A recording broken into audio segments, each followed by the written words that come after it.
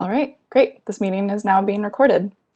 Good evening, everyone. This is the meeting of the San Francisco Commission on the Environment, and the time is 5:07 p.m. Note that the ringing of cell phones, pagers, and similar devices can still happen virtually and is still prohibited. Please turn your devices off. Due to the COVID-19 health emergency and to protect commissioners, department staff, and members of the public, the Commission on the Environment's meeting room 416 is closed. However, commissioners and department staff will be participating in the meeting remotely. This precaution is taken pursuant to the statewide stay-at-home order and all preceding and proceeding local, state, and federal orders, declarations, and directives. Commissioners will attend the meeting through video conference or by telephone if the video fails, and participate in the meeting to the same extent as if they were physically present. Public comment will be available on each item on this agenda. SFGovTV.org is streaming the number up at the top of the screen, and each speaker will be allowed 3 minutes to speak.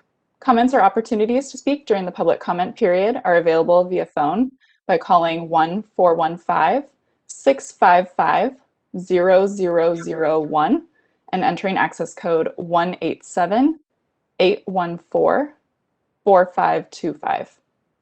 When connected, dial *3 to be added to the queue. Best practices are to call from a quiet location, speak clearly and slowly, and turn down any other devices. Alternatively, you may submit public comment by email to the department's Commission Affairs Officer at environment@sfgov.org. If you submit public comment via email, it will be forwarded to the commissioners and will be included as part of the official file. Now I'll call the roll. President Stevenson? Here. Vice President On? Here. Commissioner Bermejo? Here. Commissioner Sullivan? Here. Commissioner Wald? Here. And Commissioner Wan? Here. All right, President Stevenson, we have a quorum. Great. Next item, please. Okay, we'll move on to item 2, President's Welcome, and this item is for discussion. Good evening, everyone. The Commission on the Environment acknowledges that we occupy the unceded ancestral homeland of the Ramaytush Ohlone peoples, who are the original inhabitants of the San Francisco Peninsula. We recognize that the Ramaytush Ohlone understand the interconnectedness of all things and have maintained harmony with nature for millennia. We honor the Ramaytush Ohlone peoples for their enduring commitment to Warep, Mother Earth. As the indigenous protectors of this land, and in accordance with their traditions, the Ramaytush Ohlone have never ceded, lost, nor forgotten their responsibilities as the caretakers of this place, as well as for all peoples who reside in their traditional territory. We recognize that we benefit from living and working on their traditional homeland. As uninvited guests, we affirm their sovereign rights as First Peoples and wish to pay our respects to the ancestors, elders, and relatives of the Ramaytush community. As environmentalists, we recognize that we must embrace Indigenous knowledge in how we care for San Francisco and all its people. Thank you for your attention during that important acknowledgement. I also just want to take a moment to note that today is the 1-year anniversary of the death of George Floyd. As we work to heal our climate and focus on our environmental goals, it's imperative that we also heal our communities and create a city and a planet where all San Franciscans can live whole, vibrant, and sustainable lives. So another Climate Action Month is in the books, and while I know we're all hoping that we'd be able to be together in person again, I still felt that our community came together to celebrate the Earth and rally around exciting new climate commitments. Whether you're interested in gardening or in forever chemicals, there was truly an event for everyone, and the department was able to reach a wide audience, which has been one benefit of virtual programming. I'm sorry, I have a cold, so I'm going to be sniffly through this whole night. I was able to join the department's Earth Day celebration and hear from some familiar voices, including the president of the Board of Supervisors, Shaman Walton, Shariah Souza of the American Indian Cultural District, and Daniel Tahara from the San Francisco Climate Emergency Coalition. And I can't think of a more exciting way to celebrate Climate Action Month than with a bold new climate commitments from Mayor London Breed. Not only was it incredible to see the Climate Action Month logo up on the screen at the Chase Center, but it was also energizing to hear her reinforce San Francisco's role as a leader in fighting for our climate.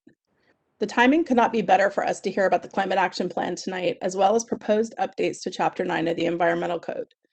I'm looking forward to supporting some incredible organizations in our community through the Zero Waste Grants. I'd like to note that we will be hearing items 8 and 9 on this agenda together, which will allow us to have a full discussion of both topics at the same time, and we'll be sure to call for public comment on each item individually.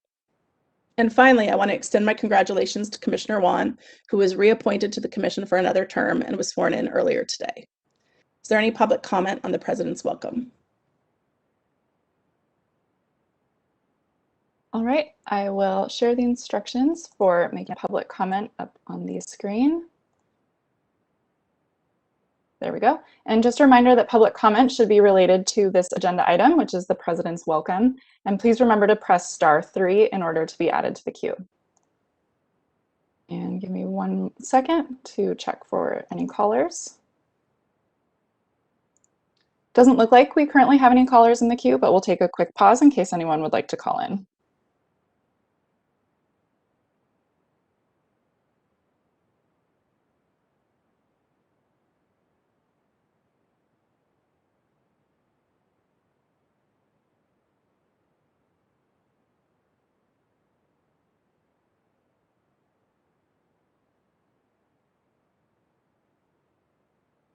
All right, I'm not seeing any callers in the queue. All right, Katie, next item, please. All right, moving on to item 3, approval of minutes of the March 23rd, 2021 Commission on the Environment meeting. The explanatory document is the March 23rd, 2021 draft meeting minutes, and this item is for discussion and possible action. All right, commissioners, do I hear any discussion or a motion to approve the minutes? So moved. All right, moved by Commissioner Bermejo. Is there a second? Second. And seconded, I think, by Commissioner Wan. All right, is there any public comment on this item? All right, I will share the instructions for making a public comment up on the screen once again. Please remember to press *3 in order to be added to the queue, and comments should be related to this agenda item, which is the approval of minutes. And I'm not currently seeing any callers in the queue, but we'll take another pause.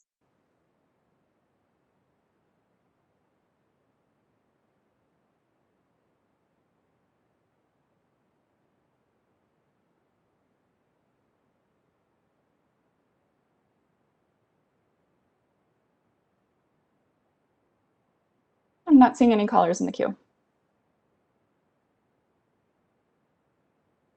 All right, then let's go to a vote on this item, please.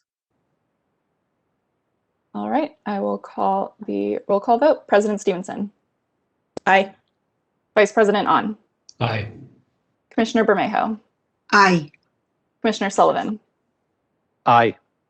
Commissioner Wald. Aye. And Commissioner Wan. Aye. All right, the motion passes. Next item, please, Kitty. All right, item 4, general public comment. Members of the public may address the commission on matters that are within the commission's jurisdiction and are not on today's agenda. All right, we'll open it up for public comment. All right. Okay, I've just shared the instructions for making a public comment up on the screen for anyone who's joining via WebEx. Please remember to press *3 in order to be added to the queue, and you will have 3 minutes to make your comment. And I am seeing that we have 1 caller in the queue, and so I will pull up my timer. And I will unmute our first caller, and their 3 minutes will start now. Oh, good evening, commissioners. My name is Georgia Shudish, and I live in Noe Valley. And as you probably all know, the rear yards in our residential neighborhoods are the greatest source of tree canopy in the city, in the residential neighborhoods throughout, more so even than Golden Gate Park and the other parks. But what I'm noticing lately in these residential neighborhoods is that new projects, particularly they're densifying, and I'm talking about typical lots in our neighborhoods, the 25 by 100 or the 25 by 114-foot lots, are having full lot excavations, and they're losing the natural rear yard because with these full lot excavations, they have to put in a lot of cement for shoring for the adjacent properties because everything is so close. So what happens sometimes is it becomes like a bunker, a cement outdoor bunker when this happens. And not only the trees and growth are being lost, but the soil is being replaced by all these concrete bunkers and the retaining walls. So, and the thing is, at the Planning Commission, where these projects are approved, they really have no oversight or jurisdiction on what happens in the rear yard, other than as long as the structure doesn't go out too far into it. So I think it's something that I hope that you will talk to the Planning Commission about, as well as BIC, because maybe that's in the area too. And I didn't realize you had item number 9, and I don't know if anything like this is on there. But if I'm talking out of turn, I'm sorry. But I think it's something that needs to be looked at, and someone needs to figure out who's going to be responsible for what happens in our rear yards, as especially if the policies to densify in the neighborhoods proceed, because it's kind of happening already. Anyway, that's it. Thanks a lot. Take care. Be well. Be safe. Bye-bye. Thank you for your comment. Right, and I'm not seeing any additional callers in the queue. All right, and public comments closed. Next item, please, Katie. Right. Okay, moving on to item 5, presentation of the Commission on the Environment Environmental Service Award to Tiffany Chu, and this item is for discussion. Great. I'm excited to present this Environmental Service Award, but it's a little bit bittersweet because we're losing Commissioner Chu as a commissioner. Tiffany Chu joined the Commission on the Environment for two whole years and packed a lot into her time that benefited our city as well as our climate. She brought a valuable perspective from her background in urban planning, transportation, and design, and she dove into all aspects of the department's operations. Even before joining the Commission, she was committed to helping cities plan their best transportation systems and making them more equitable. She co-founded Remix, an innovative company dedicated to doing just that, and they are now working with more than 350 cities around the globe. Commissioner Chu recognizes that addressing transportation is a key component to solving the climate crisis, and this came through in her work on our commission, as well as her involvement with the city's Congestion Pricing Policy Advisory Committee. I personally benefited from her steady expertise and planning insight as she asked pertinent and important questions in both our committee and full commission meetings. I will miss having her here with us virtually, and I know that our loss is Seattle's gain. With that, I'm pleased to join my colleagues in expressing gratitude to Tiffany for her commitment to our city and our planet, and in presenting her with this award. Commissioners, would you like to add anything?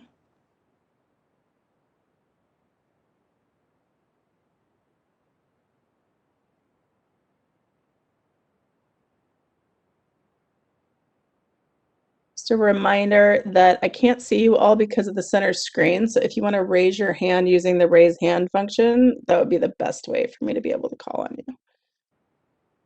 All right, Mike Sullivan, I can see you. Commissioner Sullivan. All right.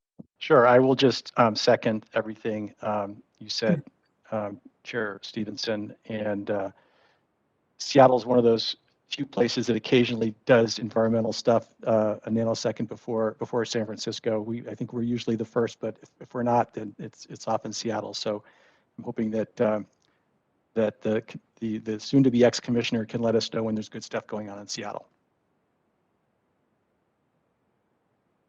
All right, Director Rafael, I see your hand raised.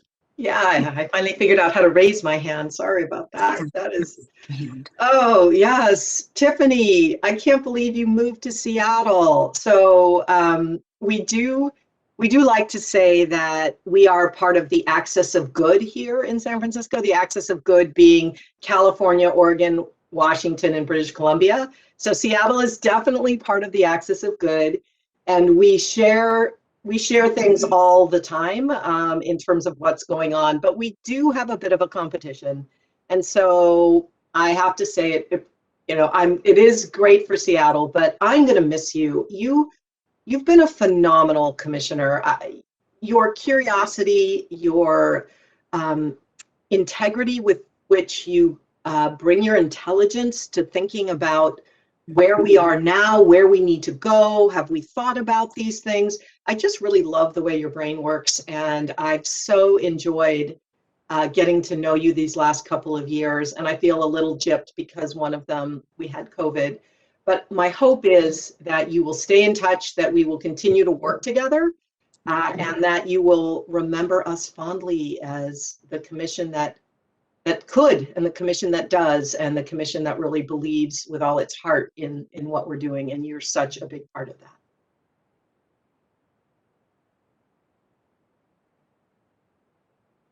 All right. Any other comments, commissioners? Tiffany Chu, would you like to make any statements? Commissioner Bermejo may have her hand up for one more. Oh, I'm sorry. Oh, sorry. To talk, Tiffany. Commissioner Bermejo, sorry. No, I just want to briefly echo the sentiments about having Commissioner Chu on our commission.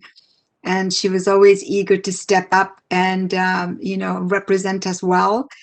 And just that our loss is Seattle's gain. And I do hope that you will remain in touch with us and let us know what you're doing and come visit often. And who knows, now that we can travel soon, we might just come visit you as well. Thank you, Commissioner. All right, former Commissioner Chu, would you like to share anything with us?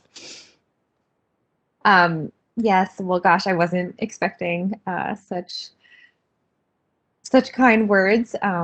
Even though it's only been 2 years, I felt that it was a completely new experience to be on this commission and to be so close to Debbie's leadership and kind of observe her lead the staff in a department that, I mean, most cities around the world would die to have. So honestly, it's been a pleasure, it's been a privilege, it's been an honor, and thank you to everyone who I've had the chance to work with and listen to and learn from. And I invite you all to visit Seattle once the time comes. We'd be happy to welcome you with open arms. And a lot of the experience that I've had here on the commission are informing my community engagement and involvement in my new community. So thank you so much. And yes, please keep in touch.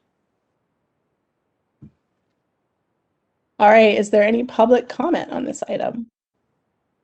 All right, I will share the instructions for making a public comment up on the screen. And please be sure that any public comment is related to this agenda item, which is the Environmental Service Award to Tiffany Chu. And please remember to press *3 in order to be added to the queue. And I'm not currently seeing any callers in the queue, but we'll take a brief pause.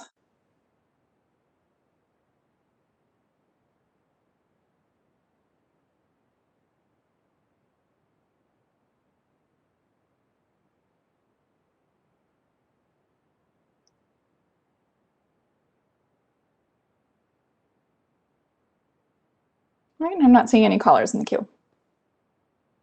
All right, thank you, Katie, and thank you, Tiffany, for all your service. Next item, please. Wait, President Stevenson, can I just say one last thing to Tiffany? So because you see a virtual image of the award, but you will be getting a hard copy of the award whenever whenever Katie can get back into the office and get the actual physicality of the thing, put it in a frame and send it to you. So I'm hoping that you gave Katie a mailing address. So that's it. That's very generous. Thank you. All right. Next item, please, Katie. All right. Oops. Okay, there we go. Moving on to item 6, presentation of the Commission on the Environmental Service Award to Dan Flanagan. And this item is for discussion. All right, Commissioner Sullivan. Sure. I'm delighted to present this Environmental Service Award to Dan Flanagan, who's retiring as Executive Director of Friends of the Urban Forest. I've known Dan since he joined FUF more than 12 years ago, and I've been lucky to work with Dan and see him make a difference both at FUF as well as on the San Francisco Urban Forestry Council. I've been involved myself with Friends of the Urban Forest in one way or another since the late 1980s, and I can say without a doubt that since that time, no one has made a bigger impact on the organization or done more for San Francisco's urban forest than Dan Flanagan. Under Dan's leadership, FUF planted almost 14,000 street trees, focusing tree plantings on neighborhoods that were historically underplanted. He also led FUF's efforts to expand beyond street trees to creating sidewalk gardens, now up to 1,100 sidewalk gardens for a total of 217,000 square feet of concrete converted to urban greenery. Dan has also been an effective and inspirational leader on the Urban Forestry Council. He's been a member of the council for 10 years and served as its very effective chair since 2013. But there's one more thing on Dan's list of accomplishments that in the end is probably the most impactful to San Francisco's urban forest, and that was the campaign to pass Prop E, now known as Street Tree SF, in November 2016. Dan was at the center of that successful campaign. Prop E passed with a remarkable 79% of the vote. And thanks to Street Tree SF and to Dan, all of San Francisco's 125,000 street trees are now getting the professional care that they need. And so with that, I'm pleased to join my colleagues in thanking Dan for his work and his leadership and for accomplishing all of the above with his characteristic humor and grace by presenting him with this Environmental Service Award. Director Rafael, would you like to say a few words? I would. Thank you, Commissioner Sullivan. Oh, man. You know, Dan, I like to say that one of my favorite phrases is wherever I go, there I am. And Dan, wherever you go, you bring this sense of passion and determination that is infectious. I've been around the table, many tables with you, where we were brainstorming, problem solving, determining what our priorities need to be, what our next steps need to be. And you have this ability to invite people in with you, and while you invite them in, to push them forward, to push them to acknowledge what they're capable of and what's needed in the immediacy of the situation. It's a phenomenal combination. It's incredibly effective. FUF has blossomed under you and solidified under you. The foundation that you are leading of that organization is so strong. And it's strong at a time when we really need to think about our urban canopies, our biodiversity, our nature in the city. So your impact on this city will live on for hundreds of years because of everything that you've created and the capacity that you have left for us to run with. So I'm super grateful for the 13 years you decided to spend with Friends of the Urban Forest. And frankly, I know that whatever you decide next, wherever you go, there you'll be, and whoever it is that you're partnering with next is going to be really lucky to have you. So congratulations, Dan.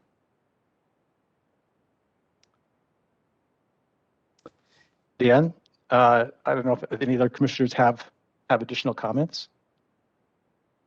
Yeah, I do actually. Okay. I'm the lucky homeowner who has a FUF tree out in front of my house and has one of those great sidewalk gardens as well. And what was interesting about that experience for me was before I was even on the commission, but what was interesting about that experience for me is it made me really clue into where I see these planted all throughout the city and what neighborhoods they're in. And I have a 9-year-old and a 5-year-old now. And it's been such a part of apparently the conversation that I have about our FUF tree that's out in front of our house that my kids, when we go around the city now, constantly remark on, this street doesn't have enough trees. This street has so many good trees. It's like, I like this street. And, you know, and they'll complain about, you know, 4 garages in a row where there's no place to put a tree. And it's 100% because of the efforts of FUF. And I really appreciate your hard work through all these years and the legacy that you're leaving across our whole city. So thank you so much for your service. Any other comments from commissioners? All right, let's open it up to public comment, please. All right, I will share the instructions for making a public comment up on the screen. And please remember that comments should be related to this agenda item, which is the Environmental Service Award to Dan Flanagan, and comments can be 3 minutes. And give me 1 second while I check our queue.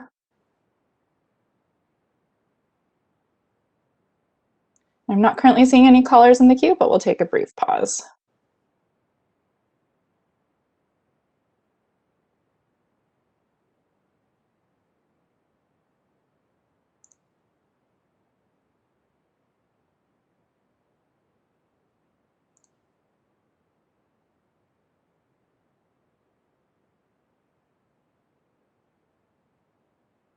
All right, and I'm not seeing any callers in the queue.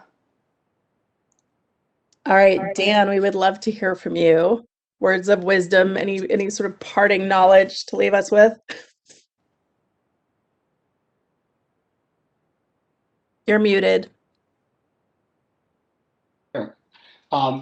don't have anything more to add. I mean, I was blown away by the really kind things and wonderful things. And Debbie, what you said about me is, I really want to write that down. I want to remember that, because I don't remember. I don't see myself that way. Anyway, it's been an incredible ride. I've loved working in conjunction with the Department of the Environment. And, I go back 10 years now. And one of the things that, you say I did all these things. And I remember one comment that I read in the Chronicle once, that Dan Flanagan planted 60,000 trees.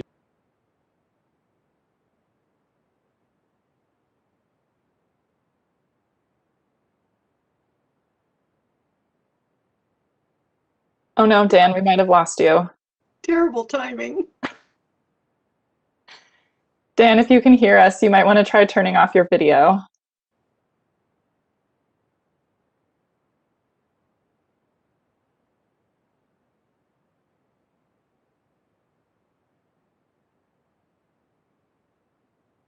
Okay, I can see you,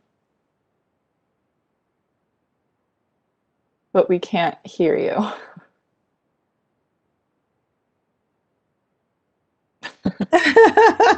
If you try to turn off your video, maybe the sound will come back on.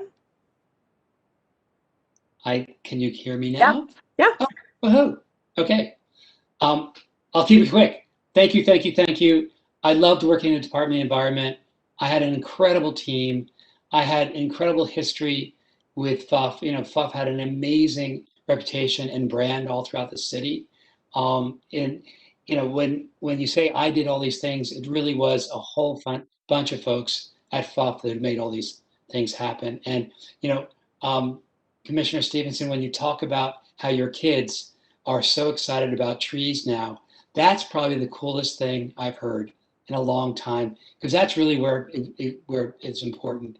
And the mere fact that 13 years ago, I think that I would never in my wildest dreams would think that the Department of the Environment would then focus on trees in their climate action plan. And that is such an important move. And I have to thank you all for understanding the vital role that trees do have. And, I think that you folks are on the cutting edge. It has been, I've worked with Peter, Katie, Mei Ling, Gordon, and they've been all of them have been incredibly high quality folks.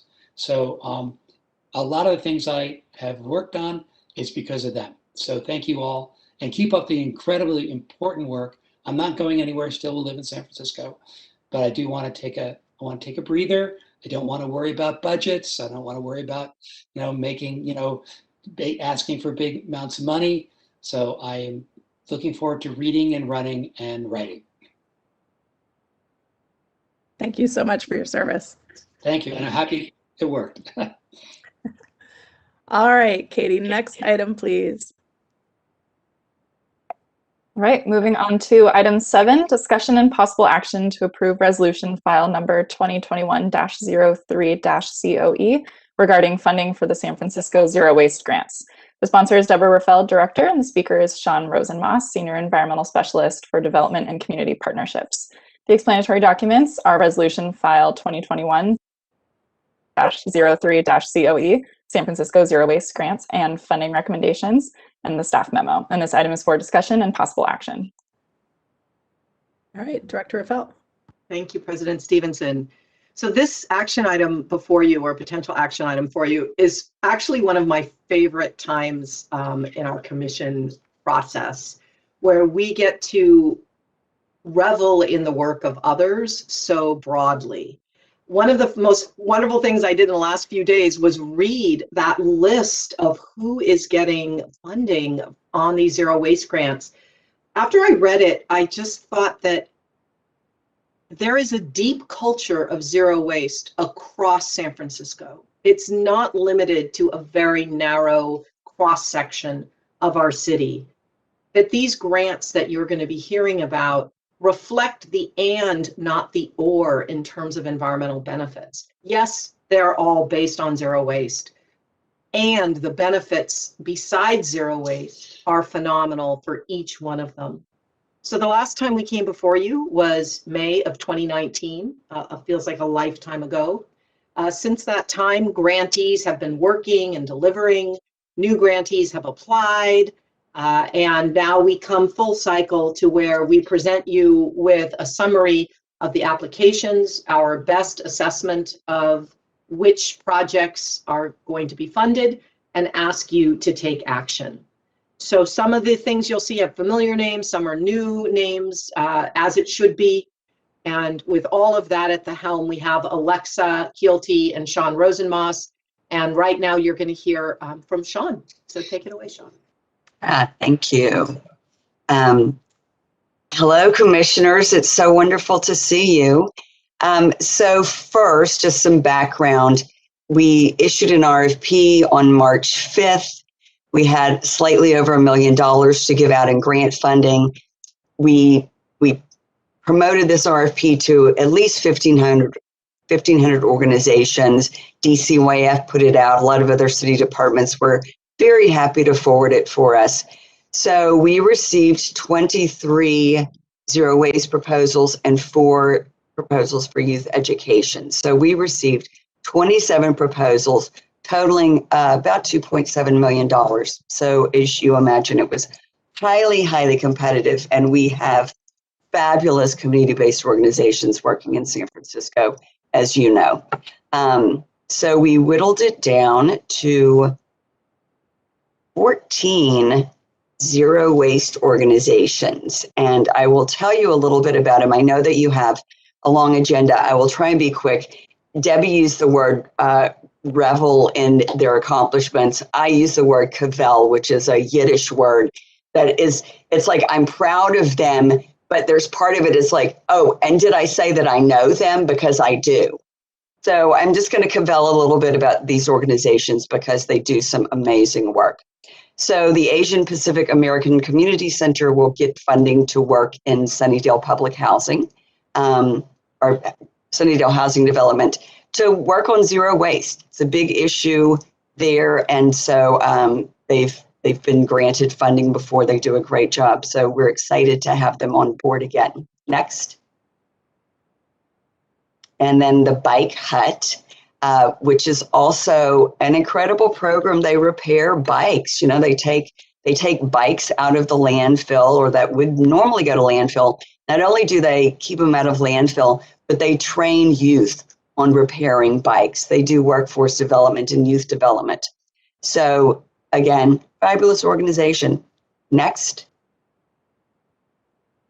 The California Product Stewardship Council will be working with us to figure out some way to try and keep textiles out of landfill. As you know, this is a huge issue for us with our landfill. It's gotten worse as we have this disposable culture, right? Where clothes are really inexpensive.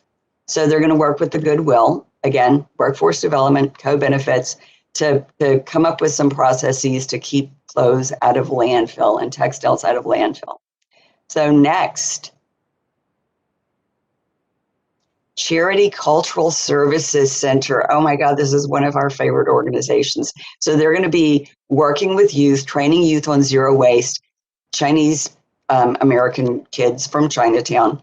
And those youth will go out and work with their parents and work with other people in the community to train them on zero waste.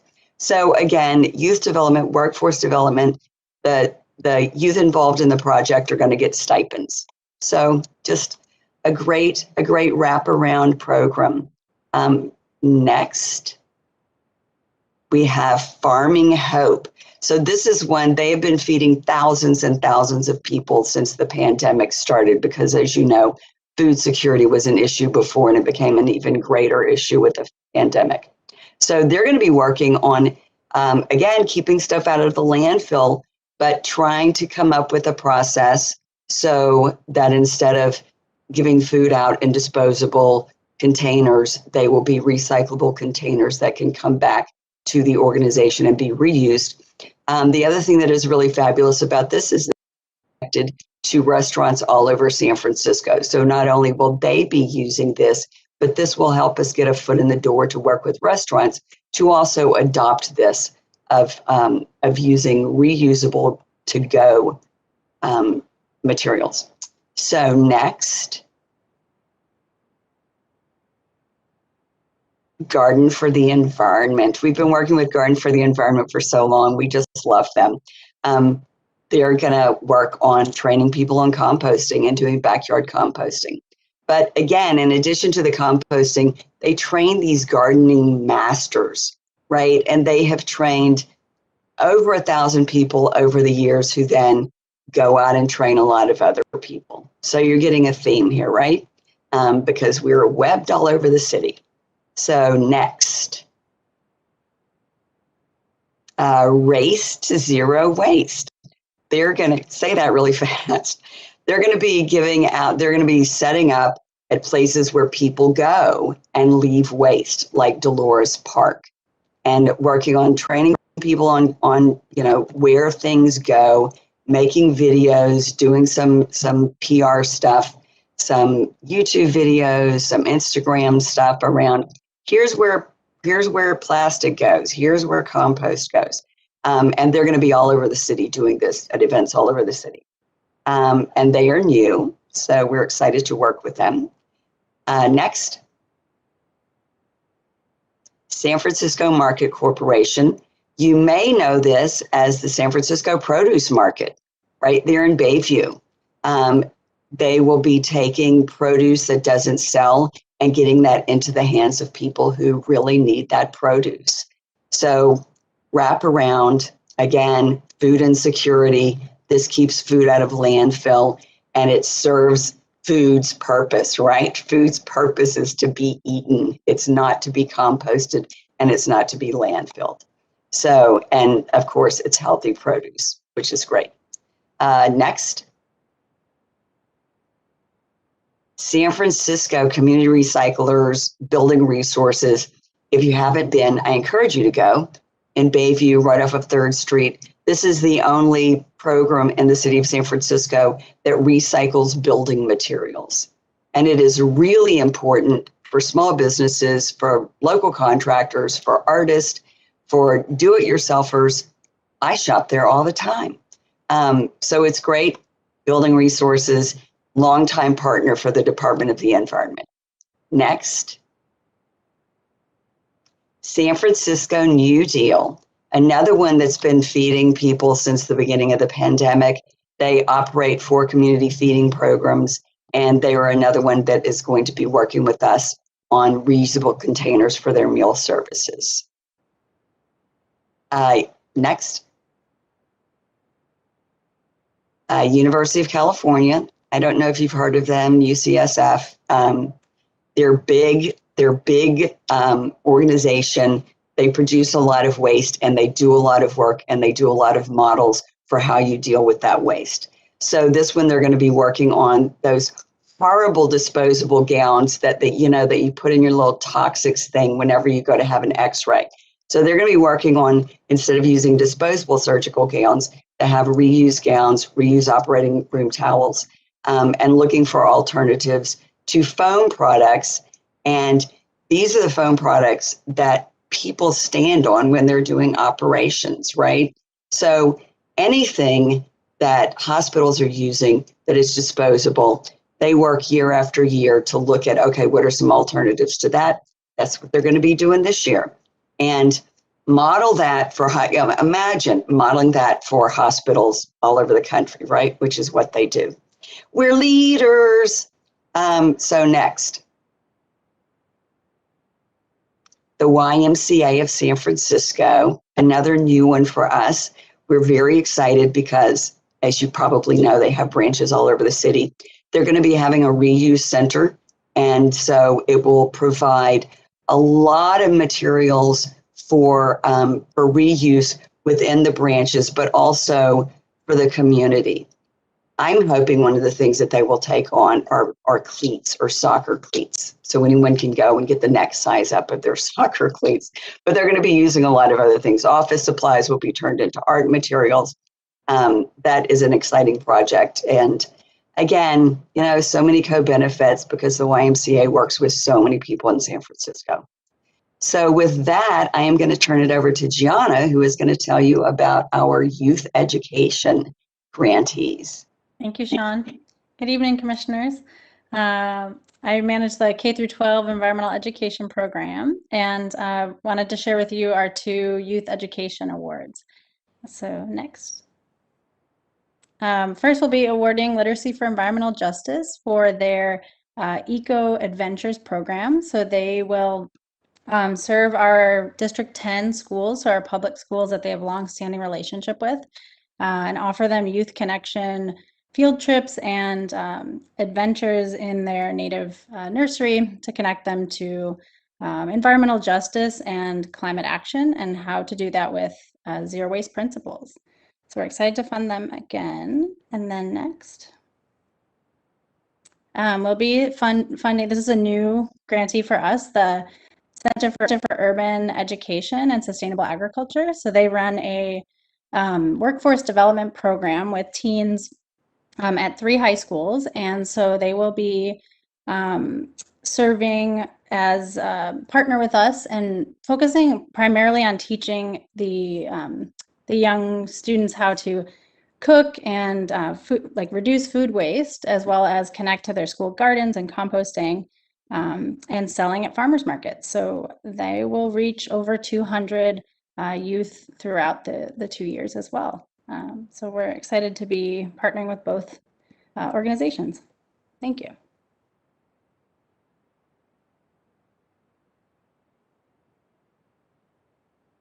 All right. Well, I'm going to second what Director Rafael said at the beginning, which is that this is one of the best days of commission meetings, because I remember the first time that this came to the commission, my first, few years on the commission, just thinking that, we have this access to touch so many lives through these efforts. And what I love about this is, I was just making notes while you were going through the whole list. It was like, oh, there's kids, there's food, there's built environment, there's like health and hospitals. And it's just such an interconnected web. And I think that when you look at something that might seem sort of scientific and I don't know what the word would be, zero wastey, and you look at how this turns into actual human interaction and human impact, I think that it's a pretty remarkable thing. And I think I really want to just commend all the work by everyone in the department going through what I'm sure was probably an arduous process of trying to figure out how to grant and how to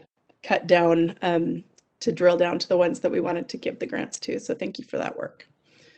Commissioners, are there any questions or comments? Hi, this is Sarah. Sorry, my connection got bad, so I turned off my video for a little bit.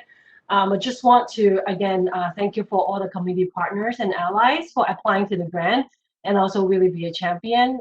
Of course, I especially want to shout out to community that are serving Chinatown community, the monolingual immigrant community, and also with the always under-resourced, underserved community. So really thank you for the work, and we really count on you to make sure that our zero waste goal could be achieved. Thank you.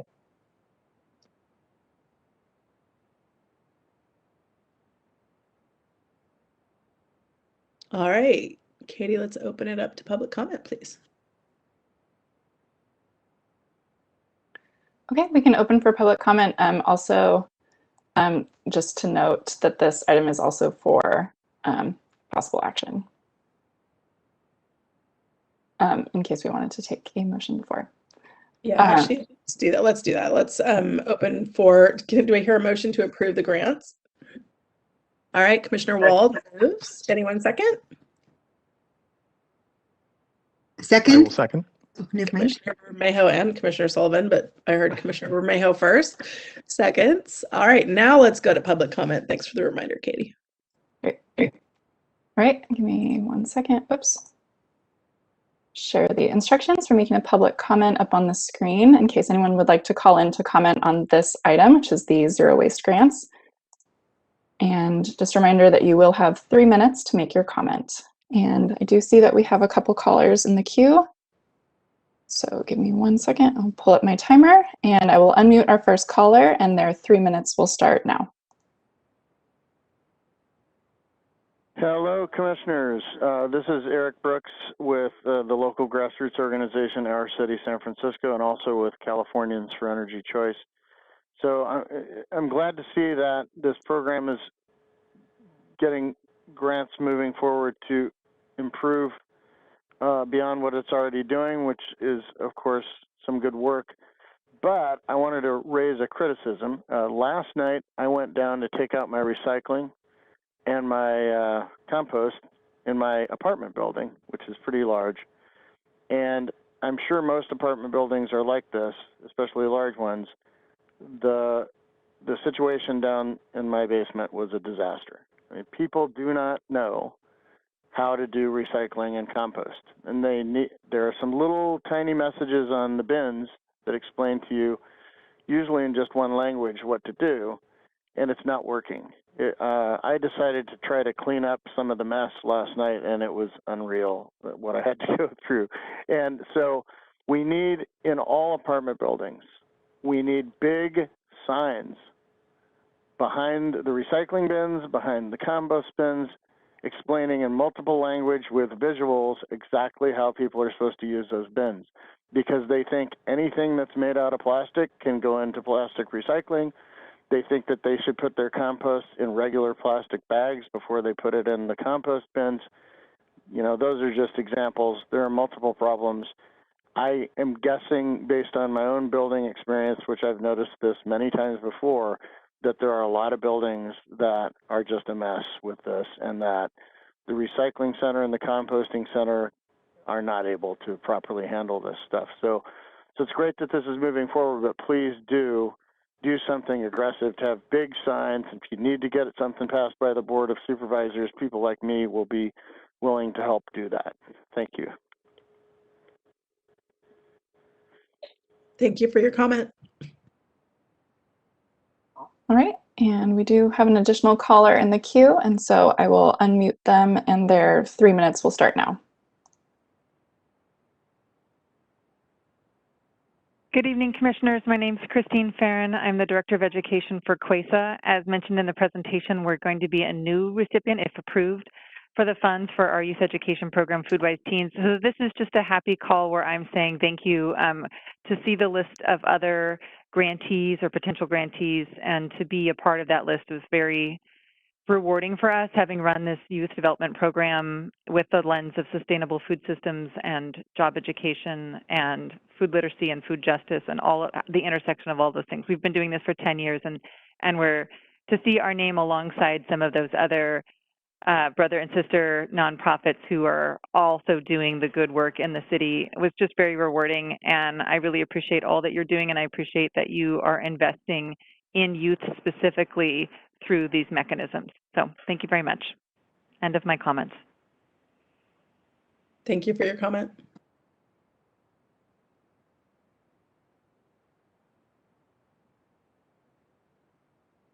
Right, and it doesn't look like we have any additional callers in the queue. Okay, let's close public comment and move to a vote. All right. Stop sharing my screen. Okay, there we go. All right, President Stevenson. Aye. Vice President On. Aye. Commissioner Bermejo. Aye. Commissioner Sullivan. Aye. Commissioner Wald.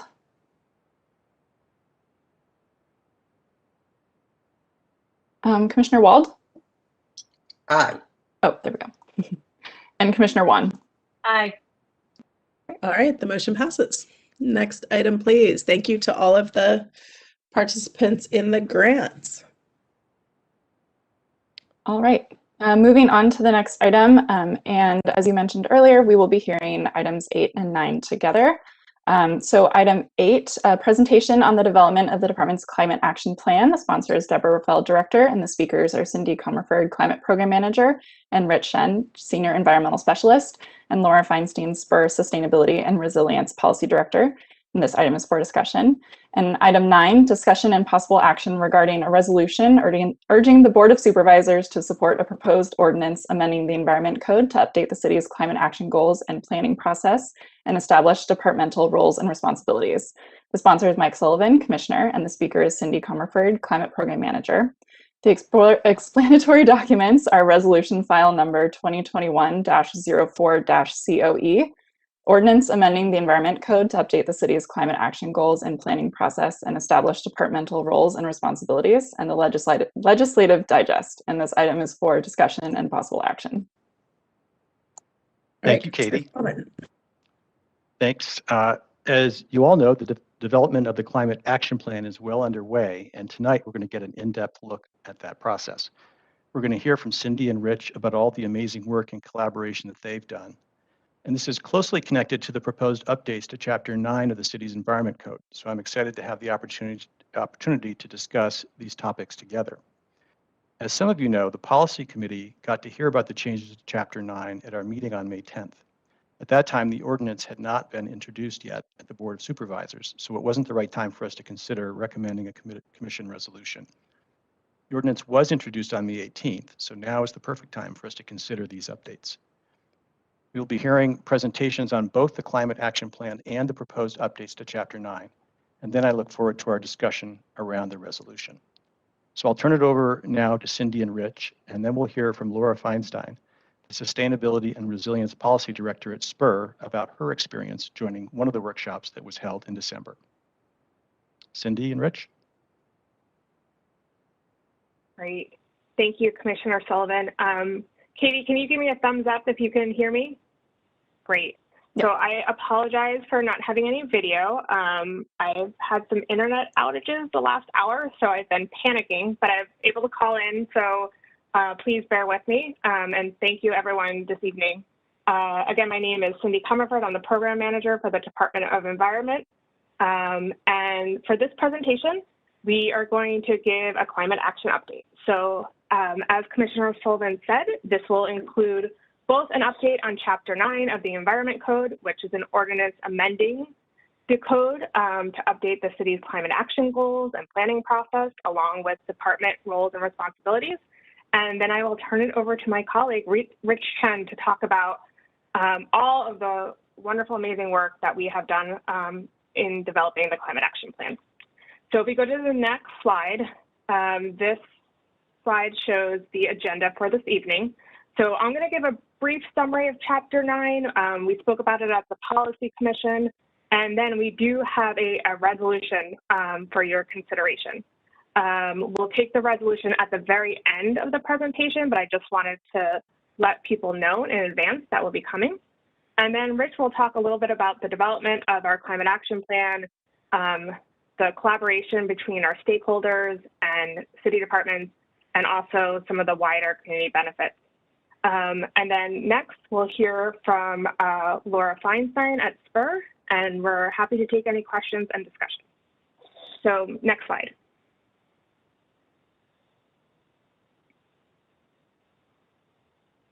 So first, I'd like to provide a little bit of an overview of the development of Chapter 9. So we started on the revision to this legislation in September of 2019 in conjunction with other city departments. And we did some very limited stakeholder engagement. We had a final draft ready to go in February of 2020, and then the COVID pandemic hit, and we ended up taking a pause. And this pause actually ended up being very advantageous for our department. We really had an opportunity to develop more detailed climate models. It provided us an opportunity to do more extensive outreach, and then it advanced some really important concepts, which I'll discuss as we go through the presentation. So next slide. So just to start off, I want everyone to understand the relationship between Chapter 9 of the Environment Code and the Climate Action Plan and what we'll be doing after the Climate Action Plan is completed. So what Chapter 9 does, it sets the city targets and goals. So our greenhouse gas targets and our climate action goals. It also sets the requirements and the responsibilities for the Climate Action Plan, and it really kind of develops the framework for the Climate Action Plan. So this legislation, which I'll be talking about next, has been introduced by Mayor London Breed, and it will need to be approved by the San Francisco Board of Supervisors. So that's Chapter 9. And so the Climate Action Plan is really the implementation document of Chapter 9. So it is the strategies and actions that we're going to put forth as a city to realize our goals and targets.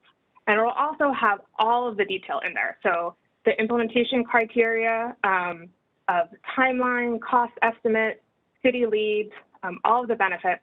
And then it will also develop our key performance indicators and our equity metrics. And this will help us kind of determine what does the success look like. And after the plan is then released, we will have a public-facing dashboard that will track our progress. And so we'll continue to report on the progress, the successes, and whether we need to change course around our strategies and actions. So this kind of frames our kind of trajectory. So next, I'm going to talk about a little bit about Chapter 9. Next slide. So why are we updating Chapter 9? So Chapter 9 serves as a really unique opportunity to unify the city and all of our stakeholders around the same goals. So it really helps us set the expectations for the future for us, for our citizens, for our partners, our businesses.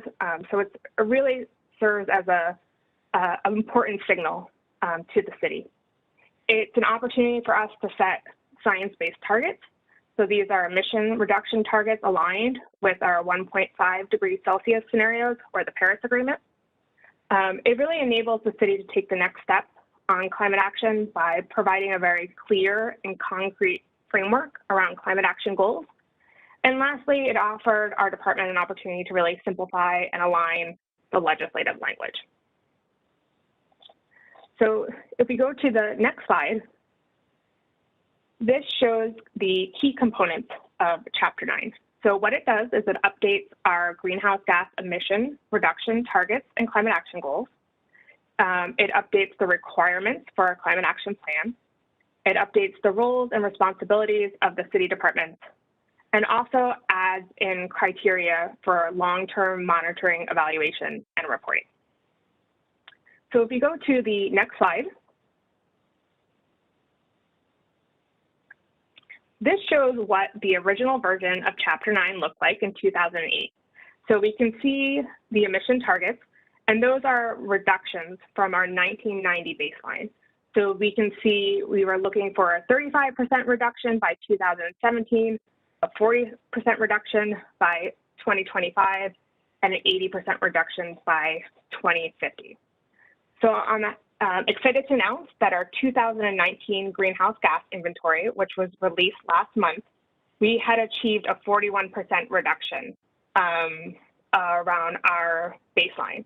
And while this is very exciting news, it's definitely not time for complacency.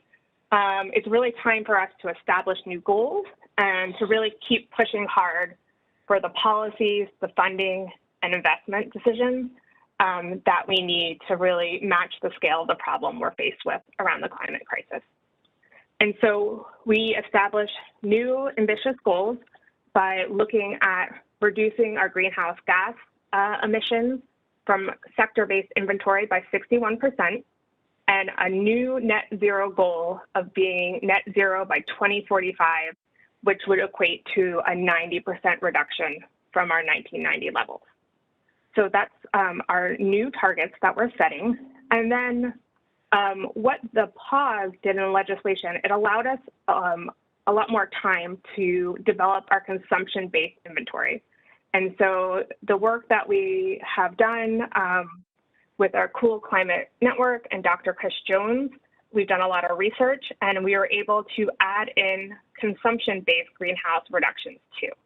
And so those reductions will look at more Scope 3 emissions. So we are looking at proposing a 40% reduction by 2030 and an 80% reduction by 2050.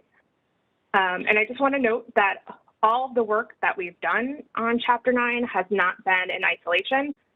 It's been in collaboration with many city departments. The named city departments are on the bottom of your slide. And so we really had an opportunity to co-create this legislation together, which you'll hear more about the collaboration in the Climate Action Plan, but it really will support us for implementation and long-term success of not going about this alone. And then the next slide shows our 21 specific goals that we're adding in. These are long-term targets we're looking at, 9, 15, 20 years out. So we've also established specific goals around different sectors. And so I'm not going to read all of these because it tends to get a little laborious, but these are some of the goals that I just want to point out that are really exciting. One, in our energy supply, that we're looking to have by 2025, 100% renewable electricity, which is great. We have passed for building operations. We passed our all-electric new construction ordinance, which is going to be implemented next week, starting June 1st. All new permits for new construction will be zero-emission buildings. And we're looking to the next step. How do we start to decarbonize existing commercials, starting with making sure that all of our large existing commercial buildings are zero emission by 2035. We've also added in a housing sector into our climate goals, making sure that we are producing the housing we need for our residents and supporting future growth by adding infill housing that also reduces emissions. So some really exciting goals that will be in our climate action plan that will be supported by new strategies and actions. And so I believe that is my last slide. And I just want to make sure, though. Yes. And so that's kind of overview on Chapter 9. And so next, I'm very excited to introduce my colleague, Rich Chen, who has served as the project manager for the Climate Action Plan. And I know we have all heard the phrase herding cats. And Rich has been herding the climate cats all around the city to come together and focus on this enormous task of developing our 2021 Climate Action Plan. So I want to publicly thank Rich for all his dedication and troubleshooting, and let him talk about the work he's doing. Thank you, Cindy, so much. And hello, commissioners. My name is Rich Chen, Senior Environmental Specialist with the Climate Program. And I'm very excited to be here to share with you an update on the progress we've made, updating the Climate Action Plan, or CAP, and where we hope to go next. It has been my honor to serve as the Climate Action Plan Program Manager over the past near 2 years. And I couldn't have done it alone.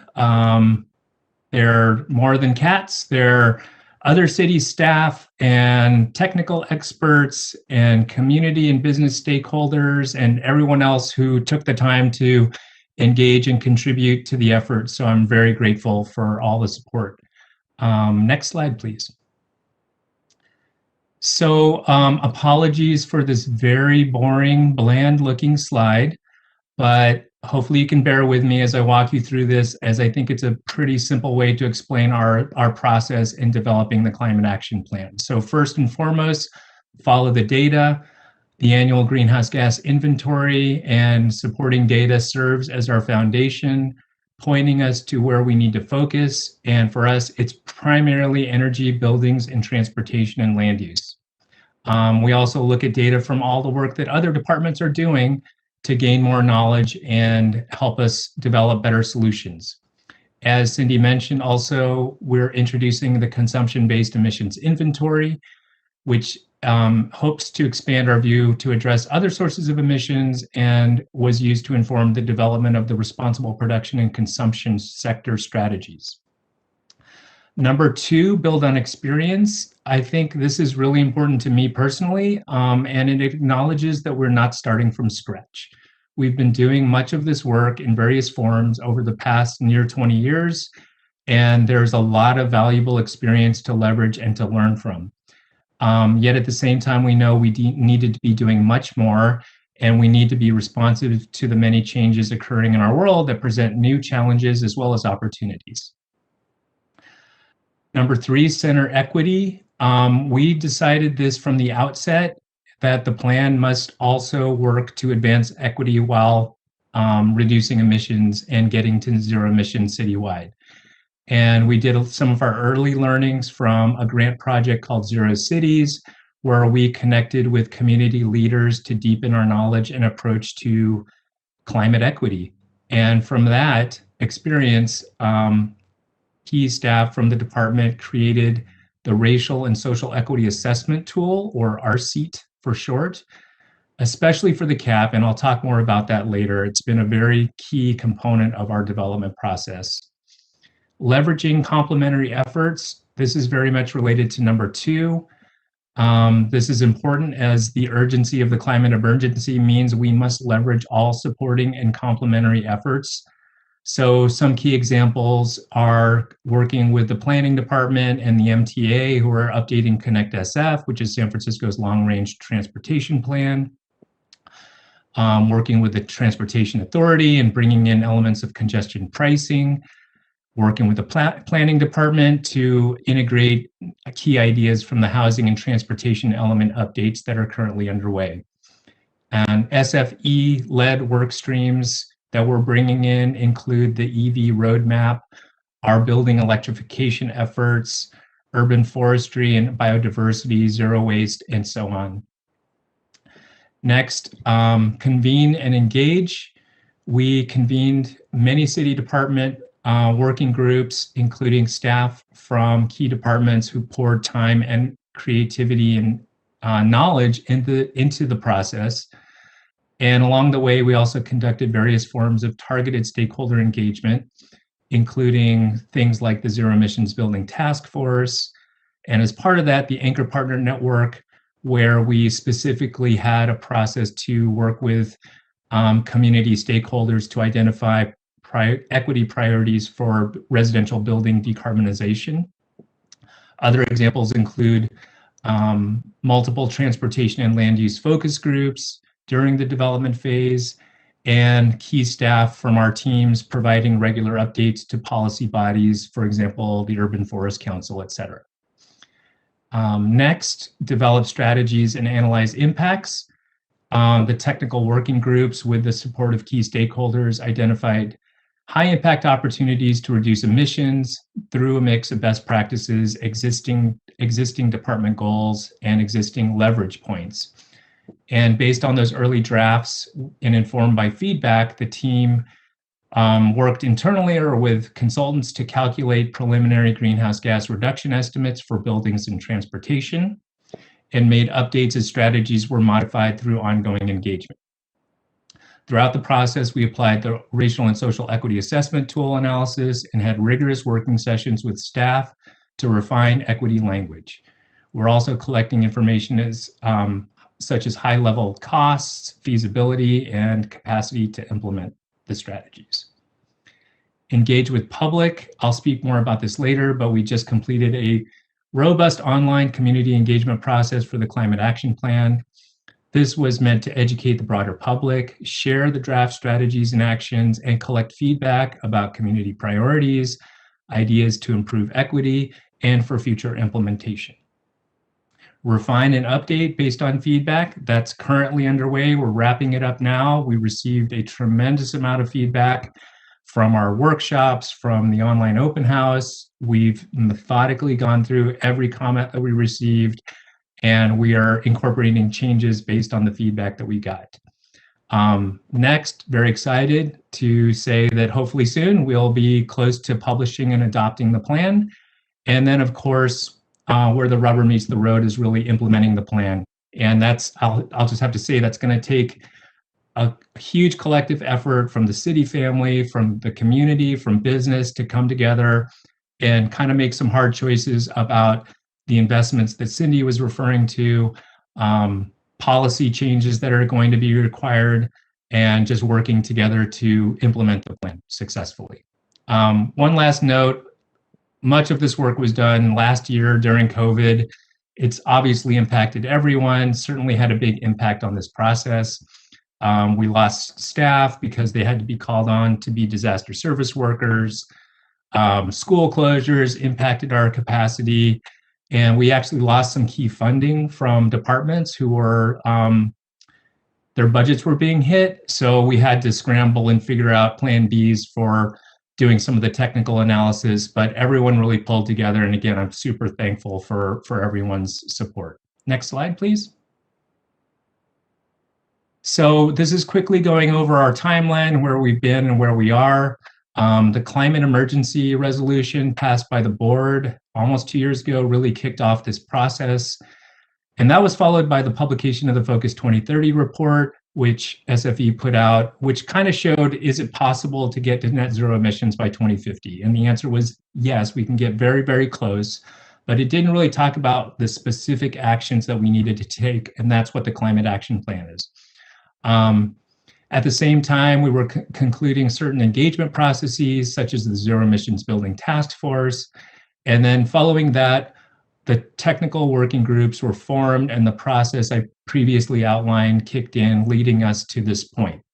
Again, we're on track to have a plan completed and out sometime midsummer of this year. Next slide. Just another note about collaboration. This is not a complete list, and sorry for the small font, but we have engaged with a lot of folks along the way. This is all prior to going out to the public with our community engagement process. These are city departments working together, technical working groups. We engage with state and other regional agencies and entities. And then a lot of community stakeholders and a lot of private sector entities we consulted with, engaged with in various engagement formats.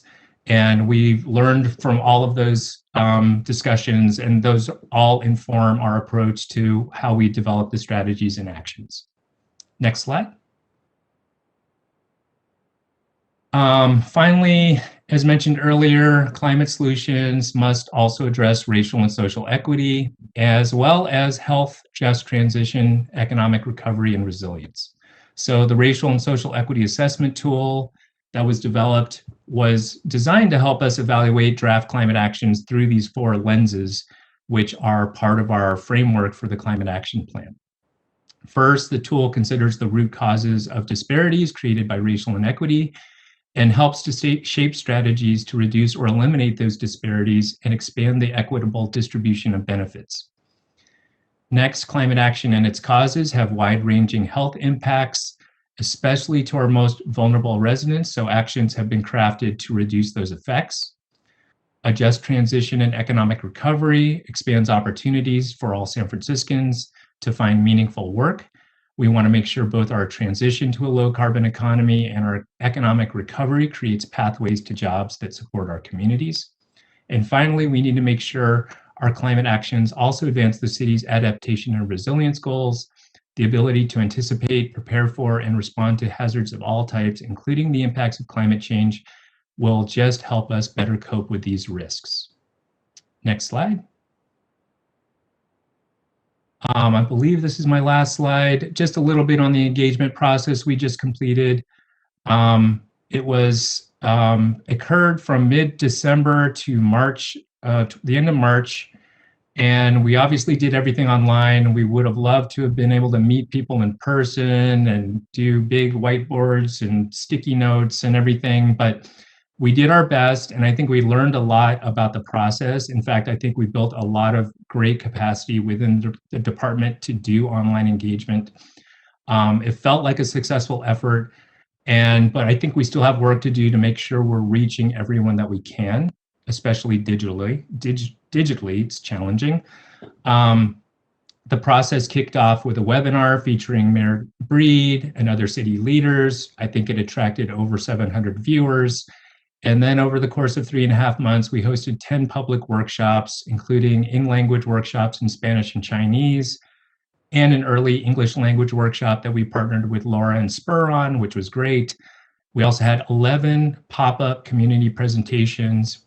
And over the course of all of this, we reached 238,000 people, which includes people who just saw media posts or visited the website, and actively engaged 5,777 people, meaning people took a survey, attended a workshop or presentation, provided comments in the online open house, or interacted with social media content. So all in all, I think we've done a pretty good job given the circumstances. And again, we're so appreciative of like everyone spending the time with us, from city to public to other stakeholders. And I think we're in a good place. We have a lot of work to do to finalize all the loose ends for the plan, but we're on track, and I'm really looking forward to hearing the discussion and questions. Thank you.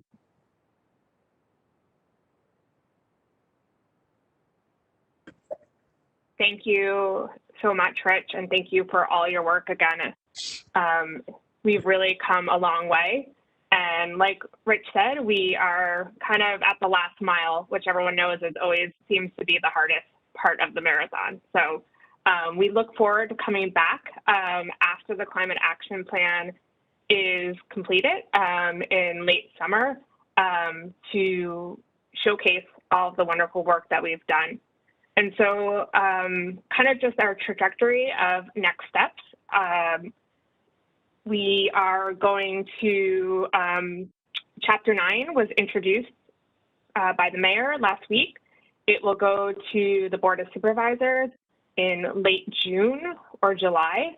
We're hoping it will be formally adopted by the end of the summer. And once Chapter 9 is formally adopted by the Board of Supervisors, we will release the climate action plan. So like probably August, September, and hopefully that will time really well with our fall commission meeting where we can come back with the final plan. So before we go to discuss the resolution for Chapter 9, it's my great honor to introduce Laura Feinstein. So as part of our climate action communication strategy, we developed a climate community council. And this climate community council had identified 11 leaders from San Francisco community-based organization that really represented a range of target demographics. And their goal was to really help us promote the climate action plan, recruit participants, and help us with our outreach strategies. And so with that, I'd like to introduce Laura Feinstein from SPUR to talk a little bit about her experience around the climate action plan. Hi, everybody. Thanks for having me. It's such a pleasure to be here. I'll just introduce myself really quickly.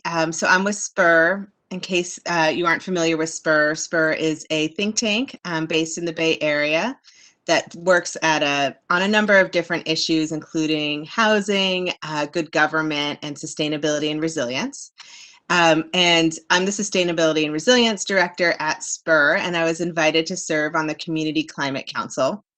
And got the opportunity to attend a couple of very well-facilitated workshops for the Community Climate Council, where we discussed mainly the public outreach strategy, how to best present the climate action plan to a broad cross-section of San Franciscans. And then we were also trained in how to distribute the information, how to communicate about the climate action plan. And then SPUR also had the opportunity to co-host one of the series of workshops that Department of Environment held on the climate action plan. So we did that in December. We had 40 attendees. So of the 5,777 that Department of Environment actively engaged, 40 of those you can attribute to our SPUR workshop. So it was small but mighty.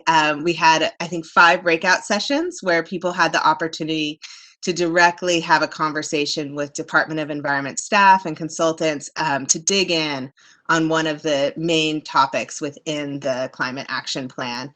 And then following up on that workshop, everybody received information on how to attend future workshops and how to comment in the open house on the climate action plan. So it was a great opportunity. You know, of course, SPUR is very supportive of everything that San Francisco is doing on climate. And so it was a great opportunity to get to work in partnership with Department of the Environment.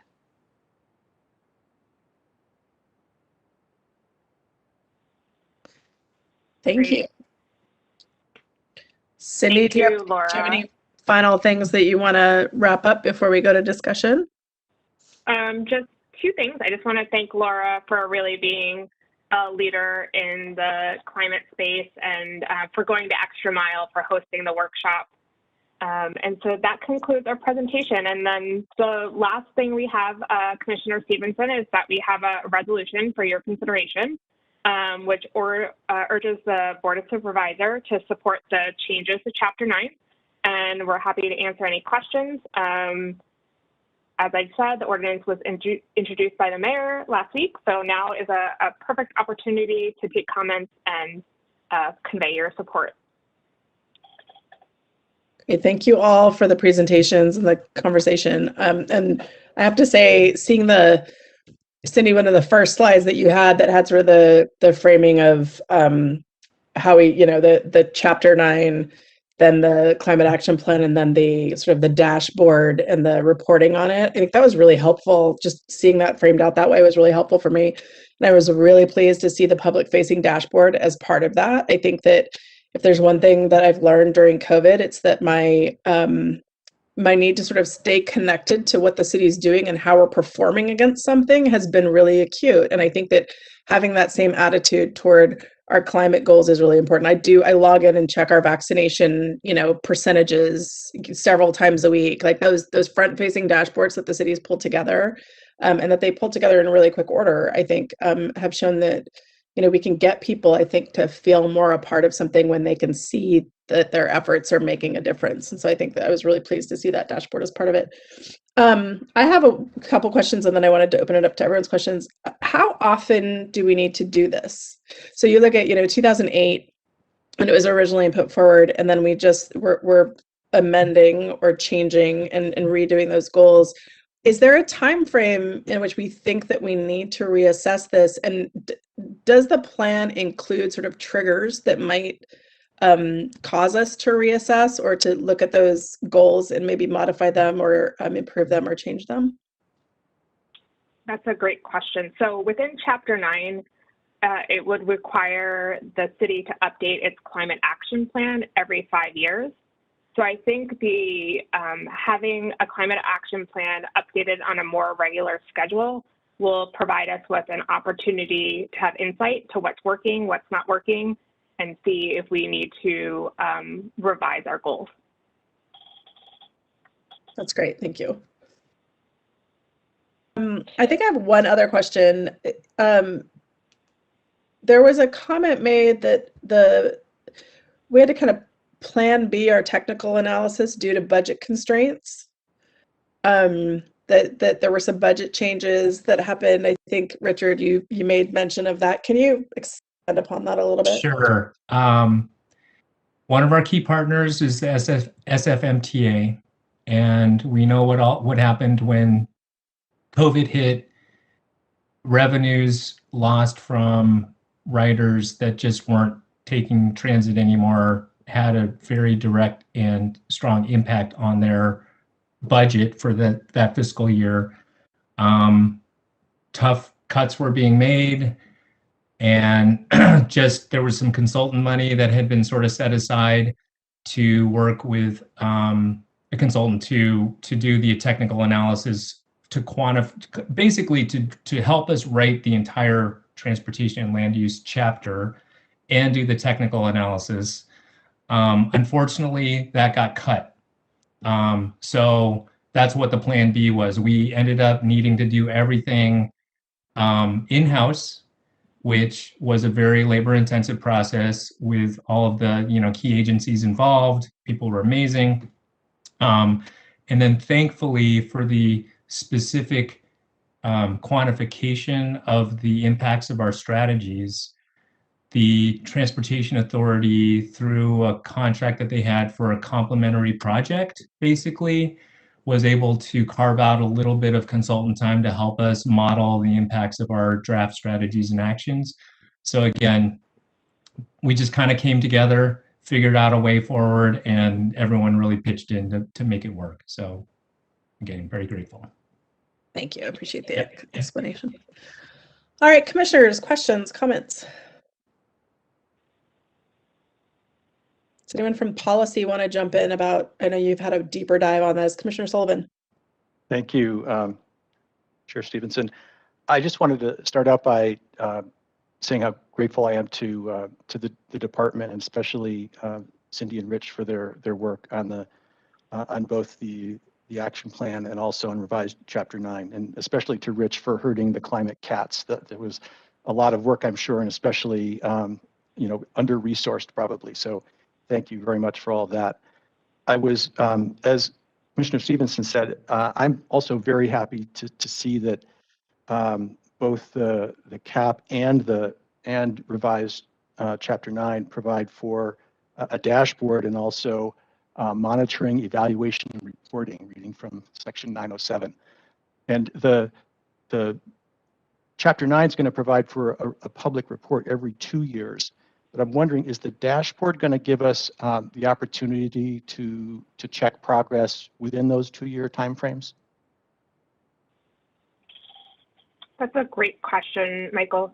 So what we have done is during the process of developing our strategies and actions, we have asked departments for how we best measure success. So we are developing equity metrics and also key performance indicators. And so it really will depend on the availability of that data, the availability and frequency of that data. My best guess right now is that it will be updated on a yearly basis, but probably no less than that. So like we look at the greenhouse gas inventory, it's about a 6 to 7 month process to collect that data and post it, and we do that on an annual basis. So there's some indicators, if we do have them more frequently and it's easy to update, we absolutely will. But then, some data around like vehicle miles traveled is more updated on an annual basis. So I think where feasible, we'll try to keep the information as current and as relevant as possible. That's great. I love the aggressive goals in the action plan, and I really like the idea of the dashboard as a way to kind of keep our feet to the fire as we see how we're doing against those aggressive goals. And then my last question is to do a little bit of a deep dive on the electric vehicle targets. So was it 30%? No, 25% by 2030 and 100% by 2040. Are those numbers kind of ownership numbers, like registrations, or are they sales? What do those represent? And do you have any idea where we are right now? I realize that would be an unfair question, but if you have any general sense as to where we might be sitting here today, that would be great to know. So those numbers represent private vehicles registered. So it would be DMV registrations is how we would measure progress against those goals. And we are well under 10%. How's that as far as EVs? I don't know the exact percentage, but it's a small percentage, which is hopefully will be rapidly growing. Got it. Thank you very much. Appreciate it. No further comments here. Any other comments or questions, commissioners? All right, then I'd like to open up for public comment on item 8, the climate action plan. We're going to take public comment in 2 parts for item 8, and then again for item 9 after we have a motion. So let's open up public comment on item 8, the climate action plan, please. Great. Okay, I will share the instructions for making a public comment on item 8 up on the screen. And please remember to press *3 in order to be added to the queue, and you will have 3 minutes to make your comment. And I am seeing that we have a caller in the queue. And so I will start the timer and unmute our caller now.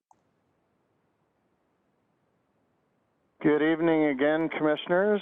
Eric Brooks with local grassroots organization Our City and the statewide coalition Californians for Energy Choice. I just want to, you've all received it hopefully in the mail and from, or in the email and from your secretary, the letter that 15 groups presented to you on local clean energy build out. Please do consider this official, kind of at the end of the process feedback on plugging this into your climate action plan. In many ways, it will help support the climate action plan.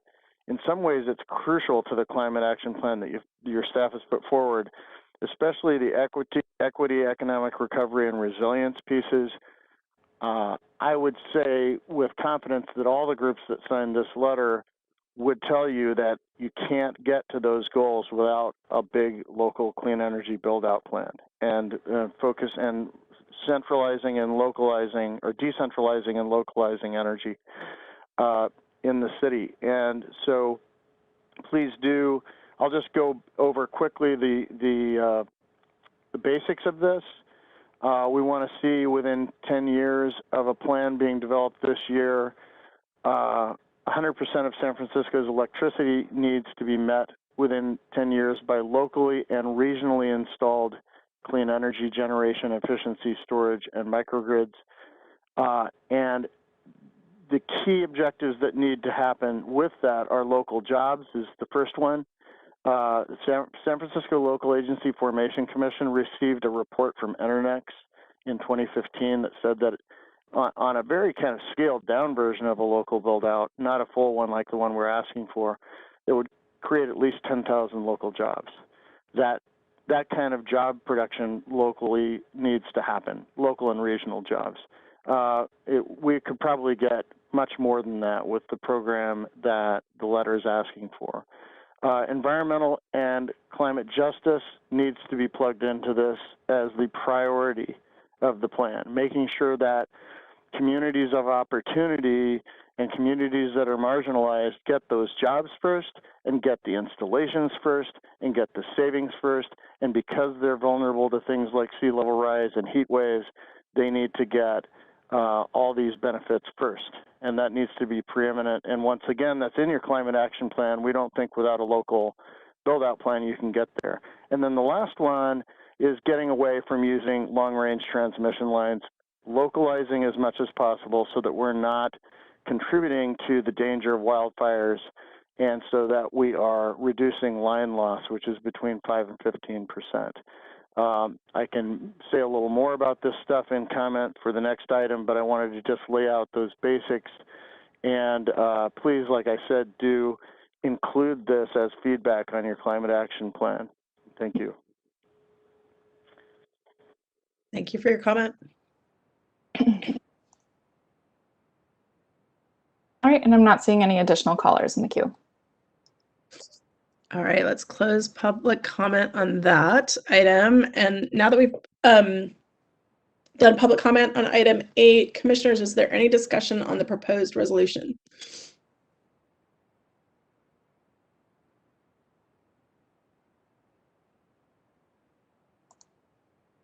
No discussion, but I'm happy to to approve. Do you need a motion first? We will need a motion before we go to public comment, yes. So if somebody wants to move, now would be a good time since it seems that there aren't any questions or comments. I'll move approval of the resolution. I'll second. All right, moved by Commissioner Sullivan and seconded by Commissioner Wald. Let's move to public comment on this item now, Katie. All right, I'll put the instructions for making a public comment back up on the screen for anyone who would like to call in to comment on item 9. And please remember to press *3 in order to be added to the queue, and you will have 3 minutes to make your comment. All right, and I am seeing that we have a caller in the queue, and so give me 1 second while I pull up the timer, and I will start the timer and unmute our caller now. Good evening again, Commissioners. Eric Brooks with Our City SF and Californians for Energy Choice. Just wanted to say about the item itself and its details that it is all of the objectives that you have put forward are good. They're important progress and they're better than previous iterations. But it bears mentioning that if you look at the science, they're not strong enough yet. And so as we reassess this plan, we need to start ratcheting up so that we're getting to climate goals that even the IPCC is saying that we need to get to. I mean, we just saw a huge piece of Antarctica break off, yet another one, the biggest one ever. And if we don't make these numbers more robust, then we're not going to be doing our part to help get there. So even though this is great and it's progress, we need to push the envelope and do more. And the plan that we've put forward for a local build-out plan will help you get there faster. Thank you. Thank you for your comment. All right, I'm not seeing any additional callers in the queue. Okay, public comments closed. Katie, call the roll call, please. All right. Okay, President Stevenson. Aye. Vice President On. Aye. Commissioner Bermejo. Aye. Commissioner Sullivan. Aye. Commissioner Wald. Aye. And Commissioner Wan. Aye. The motion passes. Next item, please. Okay, we'll move on to item 10, department budget update and possible action regarding sending a letter to the Mayor and Board of Supervisors addressing additional funding for equitable climate action. The sponsor is Heather Stevenson, Commissioner, and the speaker is Deborah Rafael, Director, and this item is for discussion and possible action. All right, so I want to continue our budget discussions at this meeting tonight because, as we've mentioned in prior meetings and different budget discussions, you know, we're going to just keep this drumbeat going. We're going to keep pushing forward to make sure that the department has the funding that it needs to achieve the huge climate work that we have ahead of us. And it's the perfect time for us to advocate for additional departmental funding. We've already taken action, as you know, to show our support for making the budget whole and addressing long-term funding solutions. Tonight, I'd like to focus on what we as a commission can do to make sure the department has adequate funding for the incredible action plan that we just heard about. As you'll hear from Director Rafael, the mayor is about to submit her budget to the Board of Supervisors. So this is our chance to flex our commission's muscles and state our support once again for additional funding. In order to act on all of our climate commitments and make progress on our goals, the department needs to spend a lot less time looking for funding and more time getting to work. Our additional funding isn't going to solve the climate crisis, but it is going to help us kickstart an equitable climate action strategy and help us design a system where we're not constantly looking for money. In my decade on this commission, I've seen cycle after budget cycle where we're scraping together what we need in order to do this important work. And we just heard recently from Rich that, you know, there was another period of time in the climate action plan where we had to go scrape and pull together some funding to try to get that consultant. So I think that, you know, it just illustrates again and again that we need the money in a consistent, sustainable way to do this work. We've been really successful in doing so much with so little, but it's time to stop. It's time for a real solution, and that means taking these funding needs seriously. So with that, I'm going to turn it over to Director Rafael to give you some additional context. Thank you, President Stevenson, and thank you, commissioners, for agendizing this topic. There probably is very little that is more important right now than thinking about how we fund the work that we say we need to do. So I'm going to ask Katie to put up a slide in a minute, but what I want to do is just give you a little update on where we are. So as you might recall, when we did the budget discussion, we started the budget discussion pretty much in crisis, where we had a significant hole in our budget in our non-impound funded work. That meant that we were going to lose 2 staff members, 2 positions. And in our climate program, in our energy programs, that's a significant hit to those programs.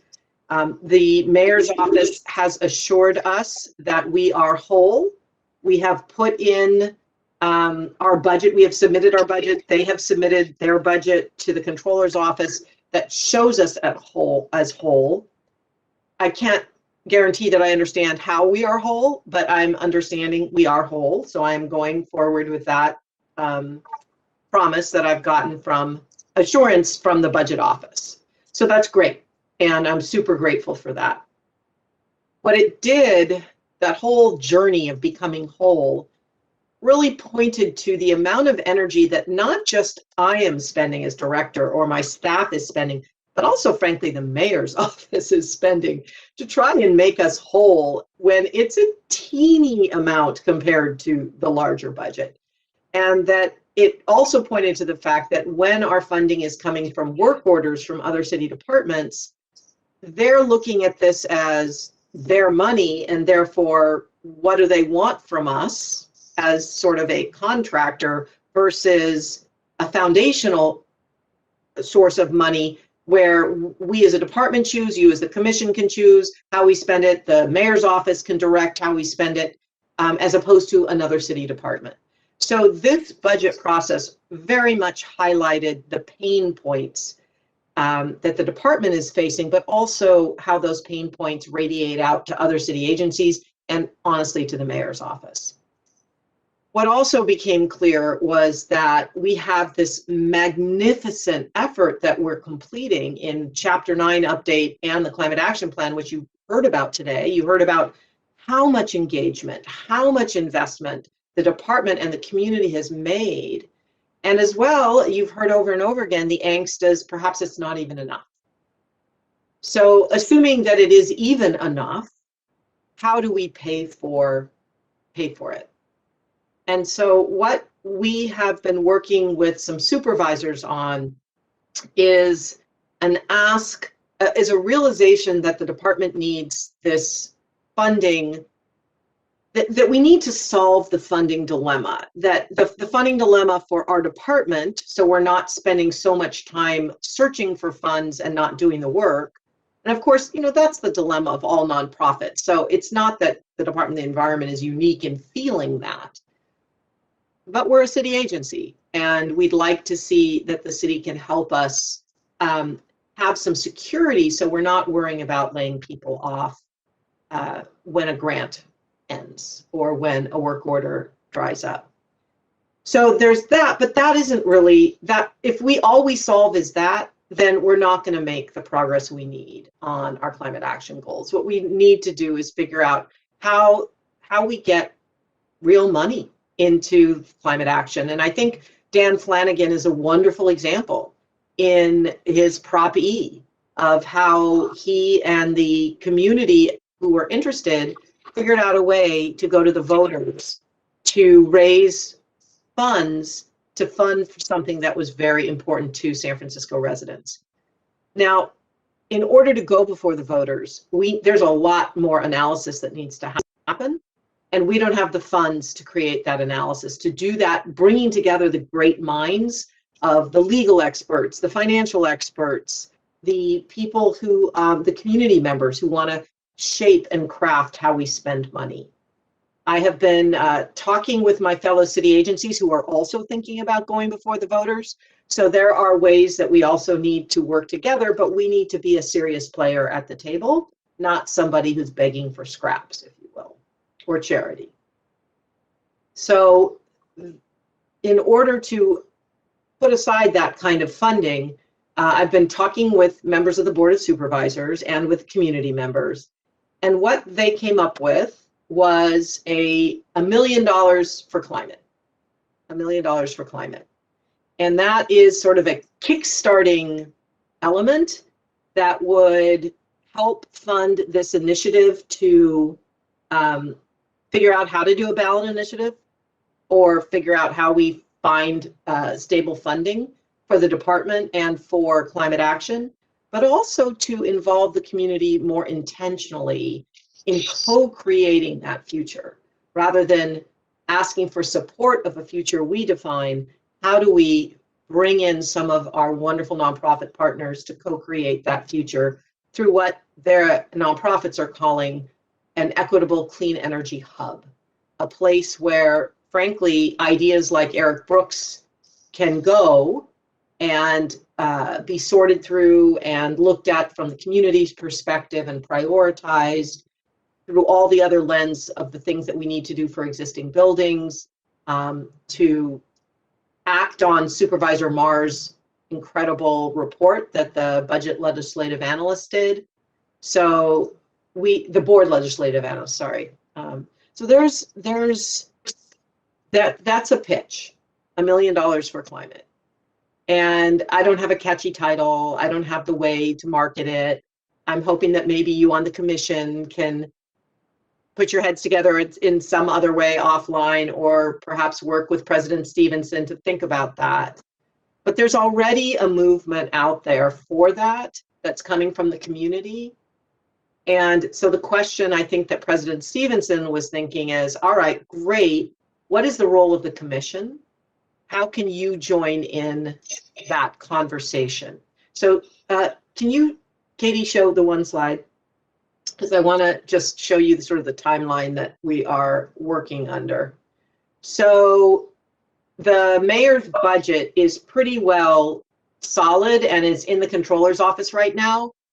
It does not have that $1 million for climate in it, as far as I know. I mean, there are things that can happen outside of my knowledge, but so then it goes to the Board of Supervisors on June 1st. They get the budget, and of course, they're already thinking about all the different things they want to do.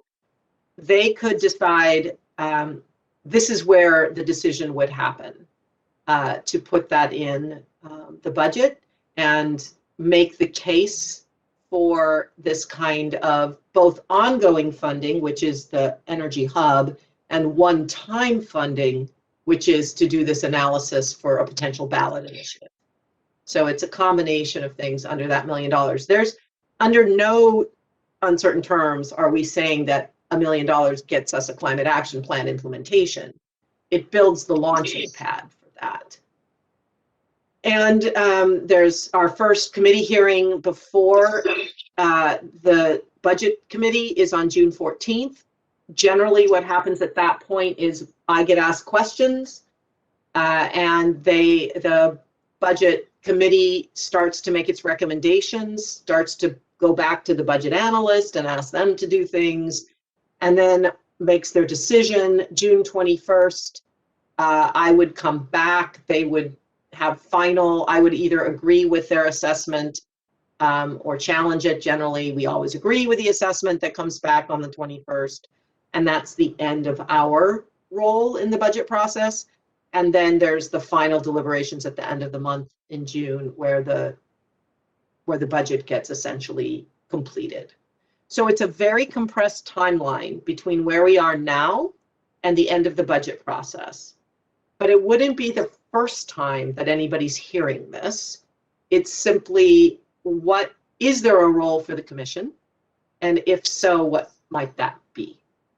So that is sort of what I'm happy to answer any questions as to the best of my ability.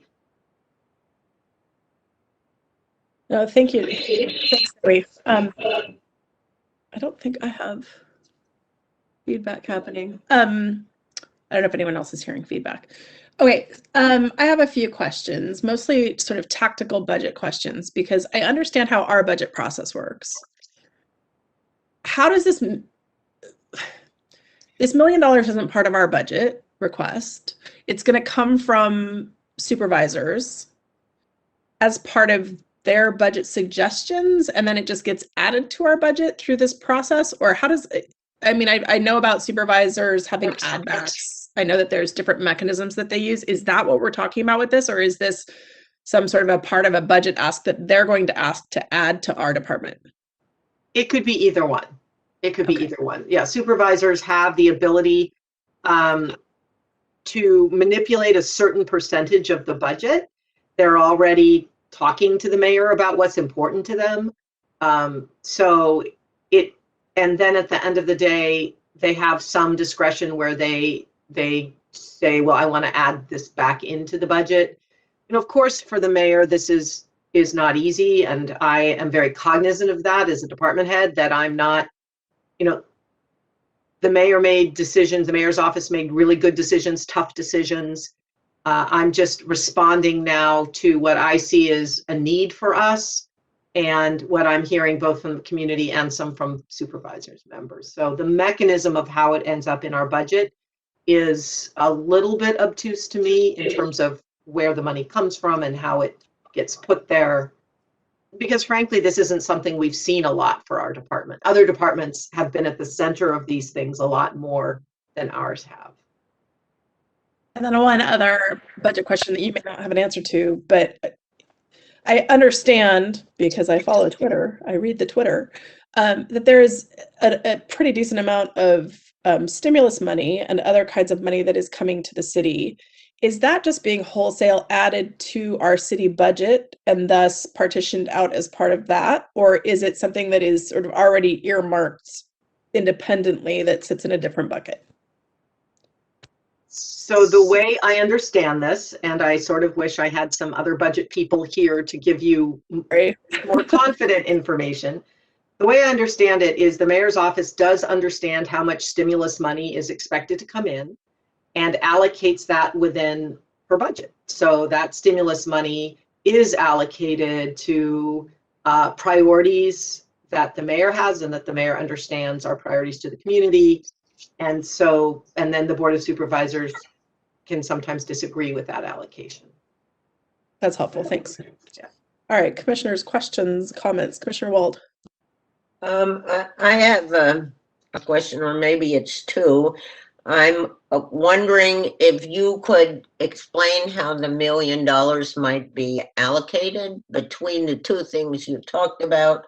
And second of all, I'm not sure that I understand the Energy Hub at all, but is the funding to establish it as opposed to keep it going, or is it a permanent thing that we're going to have to figure out how to fund going forward? Just so I know how to think about this. It's kind of a yes to everything. So, and the Energy Hub was actually something that came from our department. It came from the community of, you know, when we've been working with community partners now ever since Eric Marr, Supervisor Eric Marr, had an energy efficiency coordinating committee many years, 5 years ago, 6 years ago, and allowed us to work very closely with community-based organizations around energy efficiency and building upgrades. And so this is something that came out of that initiative 5 years ago that the community groups have been thinking about and polishing and growing. So to your first question, it would be about 1/3, 2/3. So 1/3 and 1/3 of the funding would go to a one-time allocation that would go to figuring out how we get a ballot initiative and how we raise big bucks, you know, frankly. And then 2/3 would need to be ongoing funding, because we don't want to create a hub and then have to scrape and beg, borrow and steal for a hub. So that 2/3 is a combination of grants for environmental justice communities, organizations. It's also for staff time and consultant time to create this hub that does multiple things, but it gets at a lot of the things that Eric Brooks was talking about, which was this need to look at, if we're going to transition the built environment to be all electric, what are the different pieces that are going to need to be put in place? So we're going to need to educate contractors so that when you call somebody up and say, I really want a heat pump, I don't want you to put a natural gas water heater, they actually know what to do and they're familiar with it. We're going to need to create workforce development opportunities for local hire. So we're going to need to work with partners like City College and OEWD to figure out how to train people to benefit from this work. We're going to need to probably initiate policies at time of sale or other policy levers that we have to get things moving. And we're going to also need to be able to fund our nonprofit partners to help us with the work, but also to distribute funding to underwrite the costs of some of these early adopters who we want to prioritize this switch. So there's a lot of different there's a lot of different pieces to that part of the climate action plan, and this is focusing on one of the pieces of the climate action plan. Thanks. Because yeah. Oh, how many years is this 2/3 of the money supposed to last for? Well, it would have to be appropriated each year. So it would be, it's the $1 million is not a one-time, you know, roughly 600,000 would be ongoing.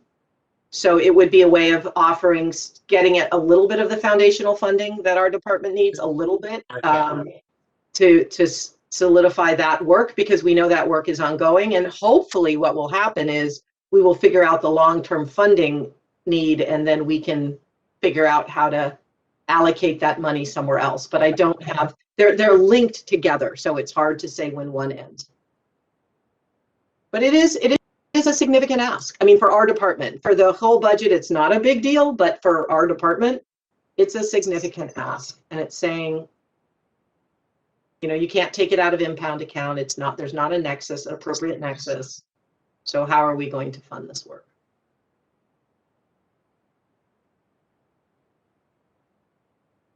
Commissioner Sullivan. Thank you. It's so exciting to hear an idea to solve the department's longstanding broken budget process. It's just so exciting and refreshing to hear an idea, and we're obviously a really long way from the idea to the end of the road. But it's so exciting to hear the thought, and so that's an observation. Deb, you asked, what can the commissioners do to help? And I think we should be able to help with advocacy. There's so many claims on the budget, and so many ideas for where money should be spent. But this Board of Supervisors should be supportive of our efforts in, as a city that's leading the effort on climate to make a difference. I can't think of anything that's more important than the work that this department is doing. So, we all have contacts on the board, and I'm happy to be part of the effort for outreach and communication to the best of my abilities. And I would think that among the members of this group, there's a lot of contacts that could be very helpful. So happy to help in that regard.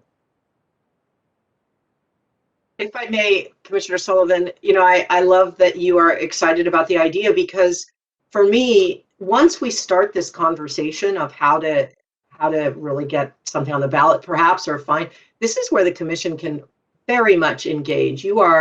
I could picture the commission being that convening spot for these conversations, bringing in experts. I mean, we probably will have to do it a lot more frequently than our once a month policy committee meetings, but I could just, if you as commissioners were interested in thinking about that journey and how we get from where we are now to there, it's going to be an all-in kind of function for the department and for the commission, frankly, I think. Just one more idea, if I may. One of the reasons that I'm excited is that there is some precedent for this kind of thing in the environmental sort of sphere broadly, which is Prop E, which we talked about earlier today, not that long ago, which passed with almost 80% of the vote in 1996. And we have people that this department knows very well. Dan Flanagan, maybe we can reel him back out of retirement in a tiny way to give us ideas. Senator Scott Wiener was very involved with that process, and I'll bet would be happy to be helpful. So it's exciting that this has worked before, and maybe it can work again. Commissioner On. Just briefly, I'm supportive of exploring and would also want to make sure as a commissioner that this conversation is equity driven. So working alongside the nonprofit partners would very much like to be engaged on that front.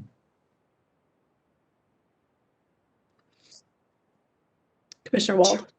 Well, I'm definitely supportive of it. Also, I would actually like to suggest that as part of it, we think about playing hardball here, or a kind of hardball. I really think that part of this has got to be a sort of public calling out of whether or not the city is being hypocritical or not in what it is saying about its environmental commitment and its desire to achieve these climate goals. I think that part of this effort should be an attempt to really make people understand that the department is what has made the city a leader on these issues. I loved when Tiffany said this is a department that cities around the world would kill to have. That's absolutely true. And the department has done so much for the city in terms of providing everything that it's needed to achieve this preeminence around the world. And I think our success in this really does depend on our making people understand the truth of that. And that, you know, I think we should somehow signal to them that if they don't support this, we're going to call them on it. I mean, my fantasy is that we would all resign en masse in front of, you know, thousands of cameras and reporters. We maybe don't have to be quite that dramatic, but I think we need to do something out of the ordinary, because the circumstances in which we find ourselves are so out of the ordinary, and we can't play nice anymore. And because playing nice is what's gotten us the scraps. And I don't want scraps any more than Debbie does anymore. So that's my thinking on this. But, oh, one other thing. We can't talk to Commissioner Stevenson separately.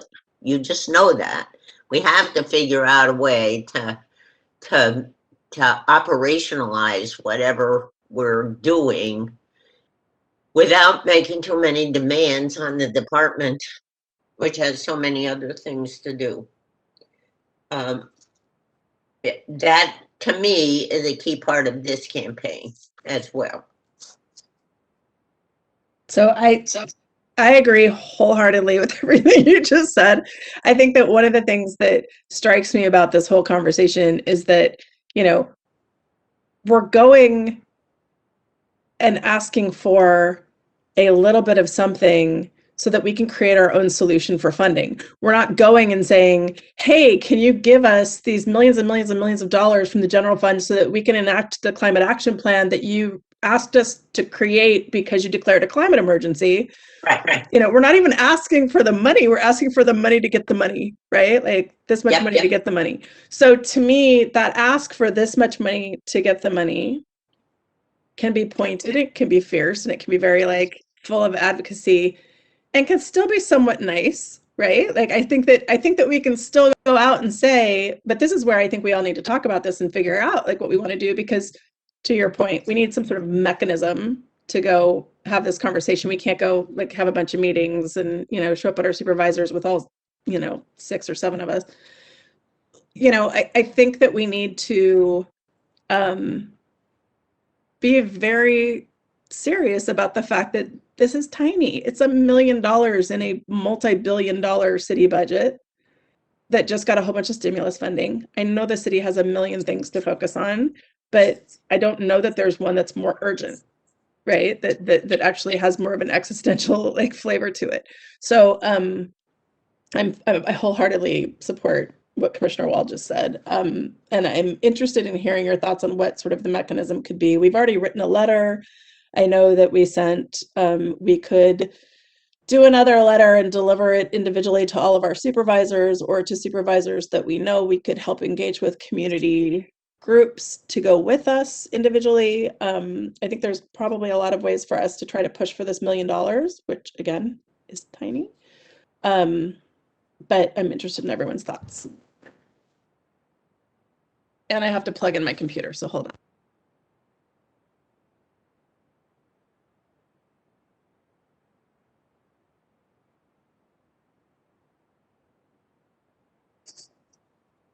Any other commissioners have thoughts?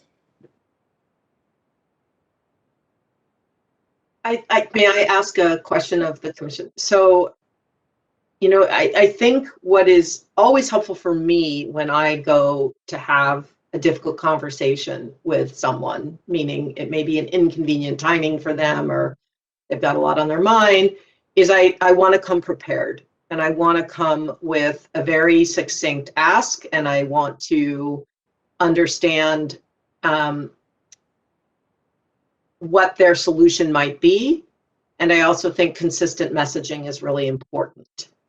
And so it could be that a letter as a starting point from President Stevenson may be a way to get you that information so that then you can have what you need to feel like you have the ability to take the next step. There are community, to Commissioner On's point, there are community organizations who are having meetings with supervisors.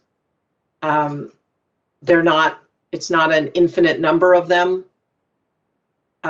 These are community organizations that have presented at our commission meetings, at our policy committee meetings.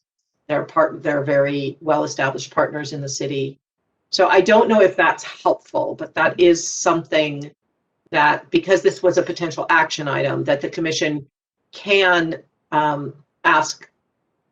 give President Stevenson the authority to sign that letter, and not thinking that that's the end of the story. We're just going to fire off another letter, but it could be a helpful start or a tool. I don't know if it is. I propose as a starting point. And of course, the timing is, we're talking about what can be done in the next 2 weeks, right? So this isn't something to think about eventually. It's either dive in or wait till next year. So.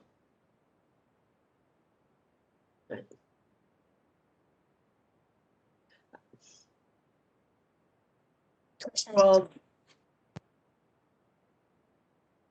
Yes, Commissioner Wald. So I think the letter, as you described it, Debbie, is a good idea. I also think maybe if we had a calendar that told us, a Google calendar, for example, that told us when different groups are going to see different people, different members of the Board of Supervisors, one or more of us, and certainly not the wrong 2 or 3 of us could show up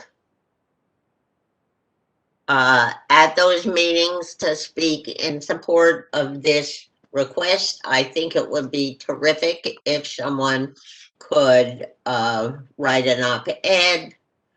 I would, volunteer to help with that, although part of the next 2 weeks I'll be out of town. I think there's a finite list of things that we all, or many of us all, sort of know we need to do in circumstances like this. And I think we should get that list together and then just try to execute it as,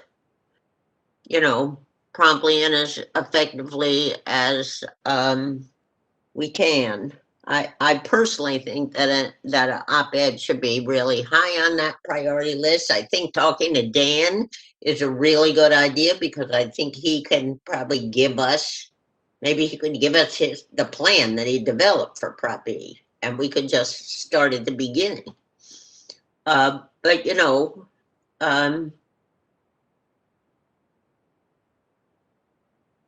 and I also think I've talked very briefly about this with Debbie. I think that we should talk to some of the philanthropists in San Francisco for 2 reasons. One is because I think they might give us money, but also because I think that if we could get these people to support our request, it would be meaningful. So that's the third, or maybe it's the fourth thing we should suggest, is that we need to get together a list of people who have the ability to influence the mayor and members of the board to the extent that we can, and see which of those people, who are the environmentalists that they might listen to.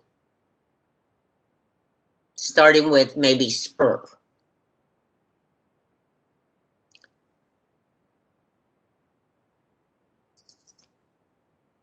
I like that idea. I also want to throw out there that I don't sit on any committees right now, so I can actually talk individually with anyone.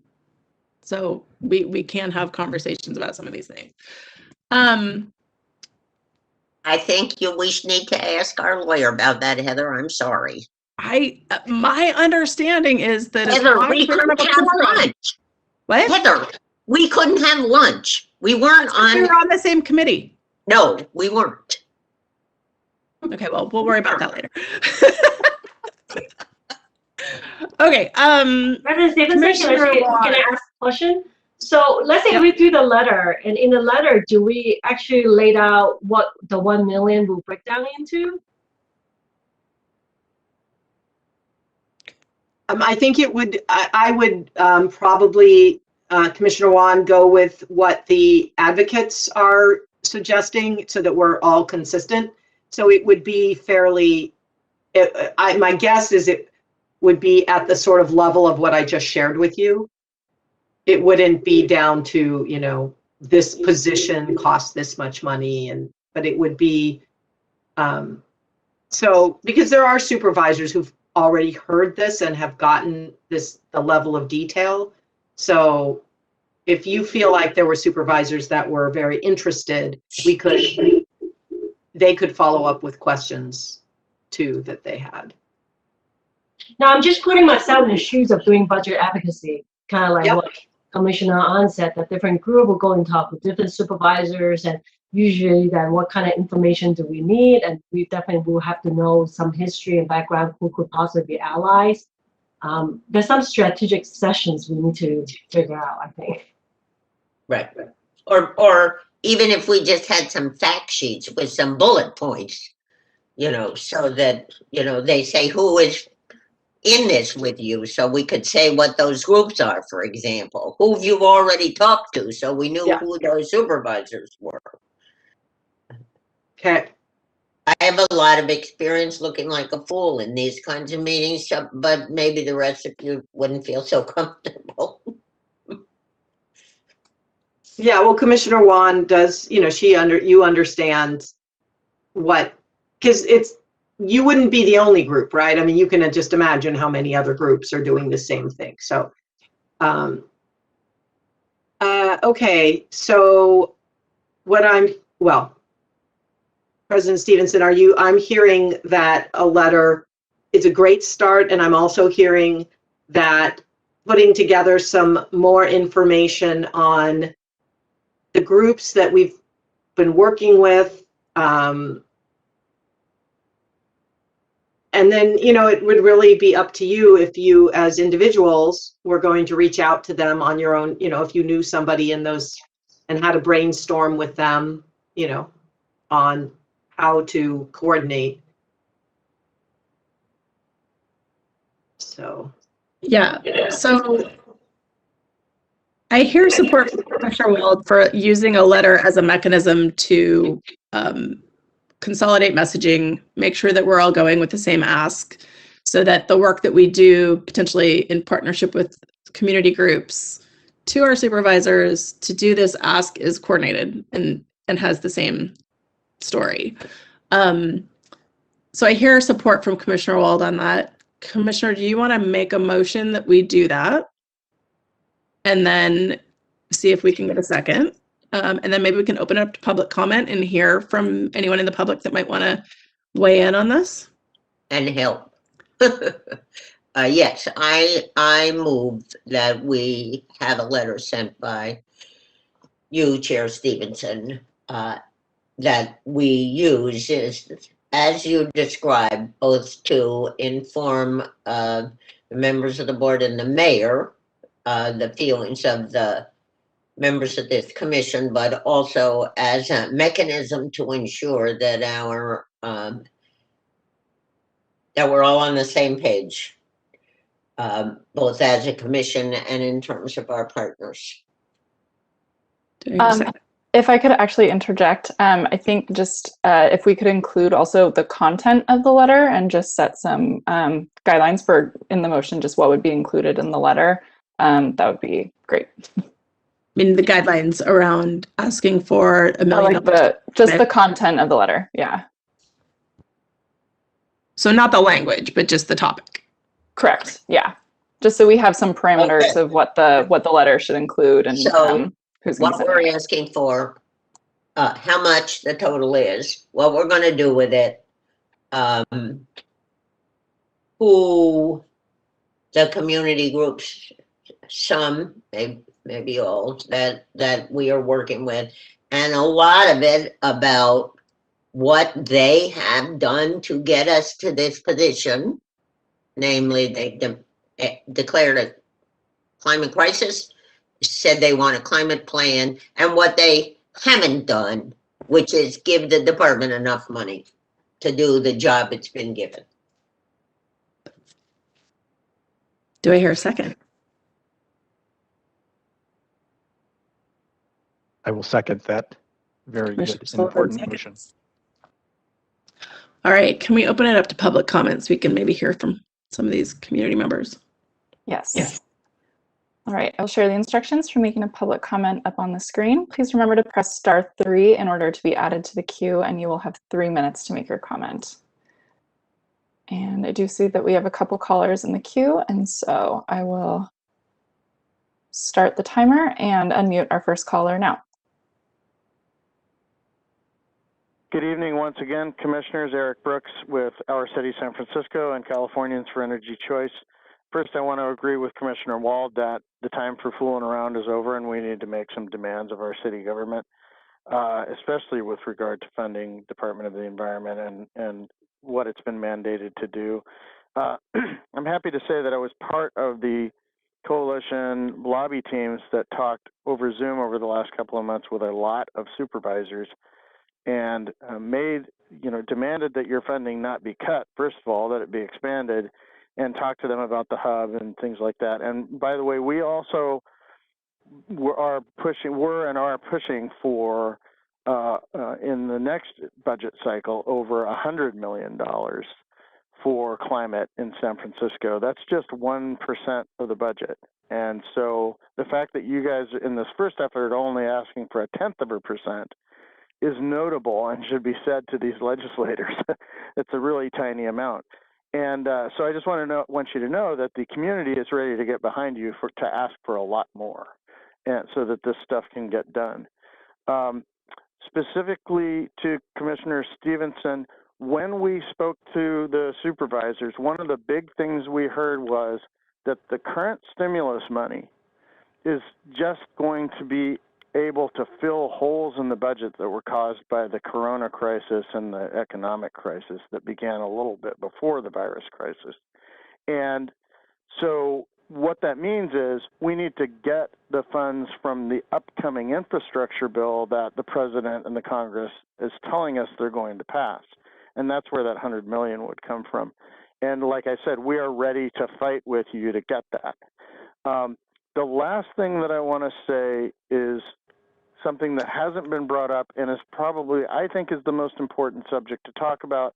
Get your staff to work on this as they work on the climate action plan, as they work on things like the local build-out plan that my coalition has put forward to you. And that is 2 key words: revenue bonds. They're the same type of bonds that you use to build a toll bridge, not a troll bridge. And that is the letter that I delivered to you about the local build-out plan. That would not come from the city budget. That would come from revenue bonds and would pay for itself, because solar and wind and renewables and efficiency and battery storage are now cost competitive with fossil fuels and bring in their own revenues to pay for themselves. So a lot of the things that you need to do as an agency can be accomplished through revenue bonds, and you need to really get your staff dedicated to looking at that possibility. And usually to make that possible, you need a big community-wide program like the local build-out that our letter puts forward to you. I would also say that back in the day, we started fighting for, my coalition started fighting for Clean Power SF way back in 2004 and 2005.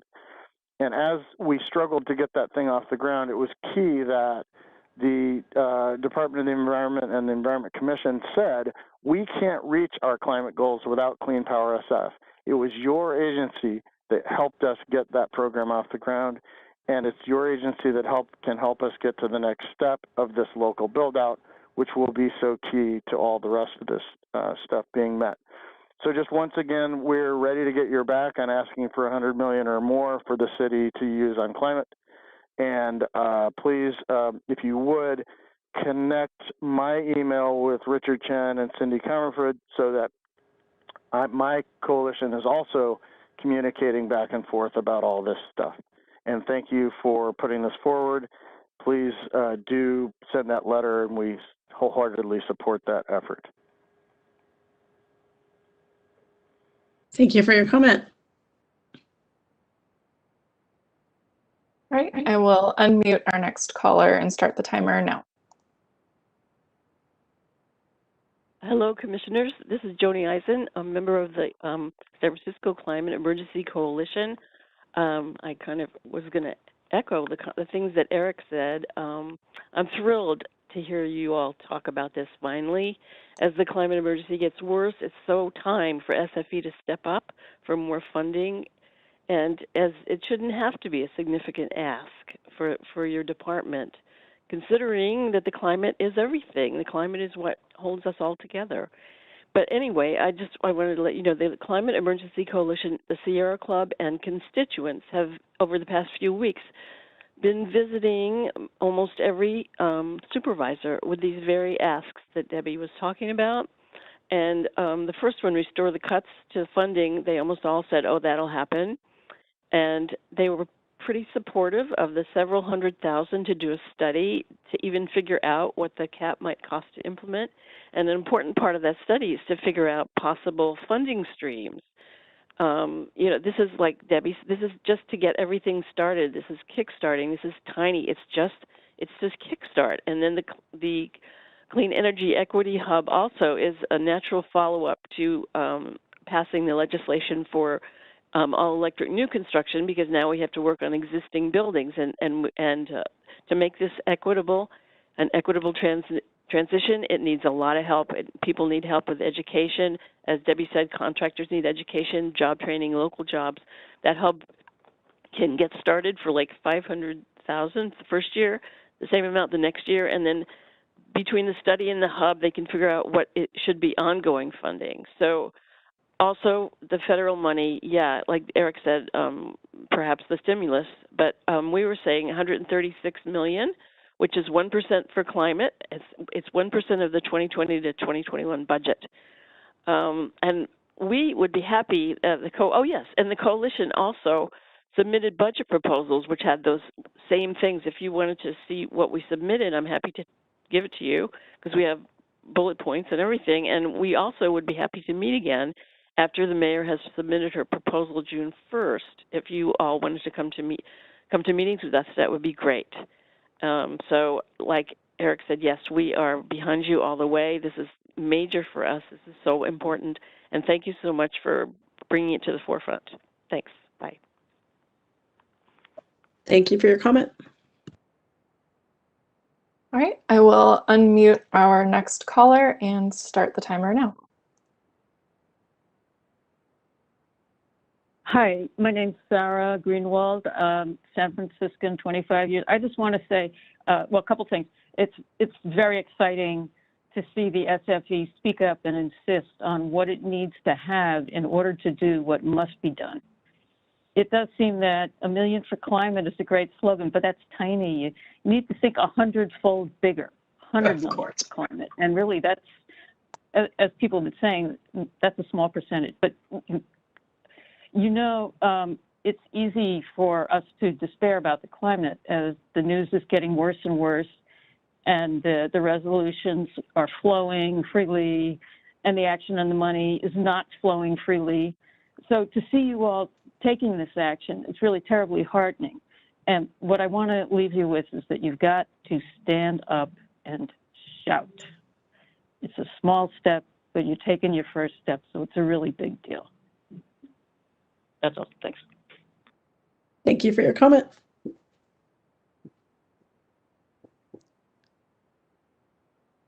Right, I'm not seeing any additional callers in the queue. All right, let's close public comment. Commissioners, any other conversation or questions before we go to a vote? All right, let's do a roll call vote then. Katie. All right, President Stevenson. Aye. Vice President On. Aye. Commissioner Bermejo. Oh, I see that Commissioner, that's right, Commissioner Bermejo had to leave. Commissioner Sullivan. Aye. Commissioner Wald. Aye. And Commissioner Wan. Aye. All right, the motion passes. Next item, please, Katie. All right, moving on to item 11, Director's Report. The speaker is Deborah Rafael, Director, and the explanatory document is the Director's Report, and this item is for discussion. Wow, it's kind of hard to follow that. I'm just so moved by the public comment and by all of your reactions and just the urgency that I feel and that I know you feel along with me and everyone on this call feels. So my director's report is fairly brief. I will just say that April was Climate Action Month. This is our first full commission meeting since then. President Stevenson, in her opening remarks, beautifully summarized it. I just want to say how much fun it was and how inspiring it was for me to watch the team pull together and get creative in terms of how to bring fun and authenticity and action and engagement in a virtual setting. That is so not easy. So you heard from Gianna, who runs our school education program. She was phenomenal in pulling together a San Francisco Youth Climate Action Summit, a full day of events. And Commissioner Wan was there, part of that. It was really wonderful. I loved hearing you speak, Commissioner Wan. It just warmed my heart. We had amazing numbers in terms of people who interacted with us, in terms of numbers of impressions and clicks and participants. We had 125 events. You know, they ran the gamut, and I think President Stevenson talked about that. I just want to say how grateful I am for my staff. You know, Sean is still on the call, Cindy's here, Gianna, and so many more of the team who put their heart and soul into making Climate Action Month fun. Next year, who knows? You know, we're going to have an in-person event and a virtual event. I think it's going to be tough to figure out what to do next year, but we will get there. The other thing that my team is very focused on right now is getting back in the office. So our goal is to be completely unpacked and ready to return to the office by the end of June. We still have, nobody's come back in and unpacked their stuff. Everything's sitting in boxes. So by the end, we're going to be spending the next 5 weeks really intently unpacking and getting ready in a safe way.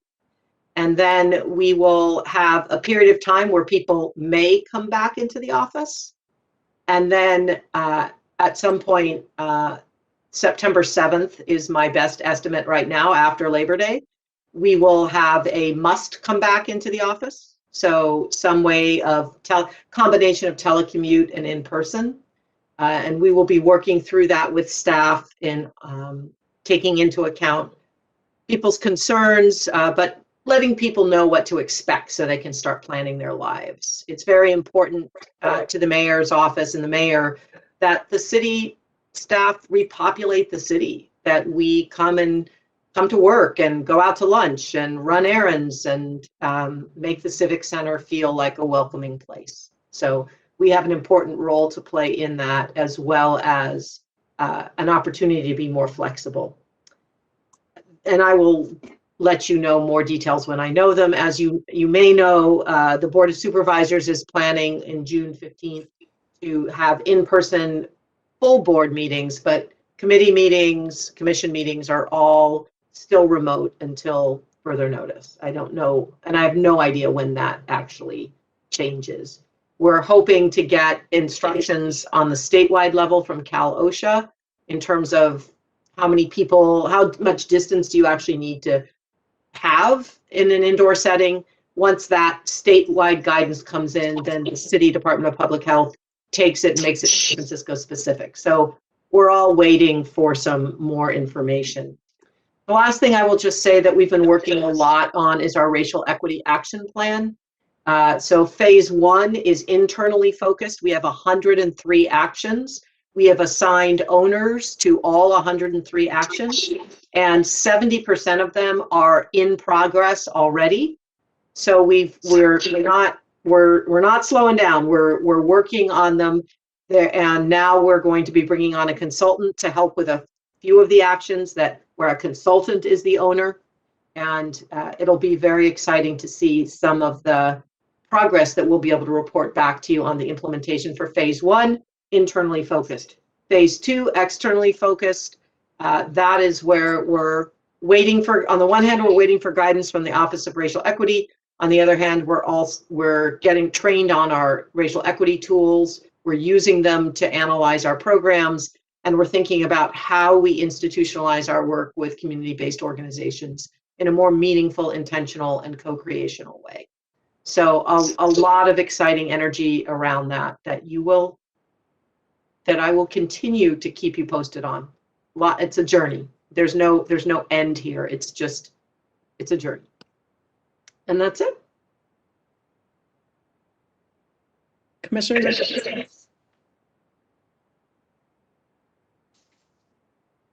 All right, let's open up to public comment, please. All right, I'll share the instructions for making a public comment up on the screen for anyone who would like to call in to comment on this item, which is the director's report. Please remember to press *3 in order to be added to the queue, and you will have 3 minutes to make your comment. I'm not seeing any callers in the queue currently, but we'll take a brief pause in case anyone would like to call in.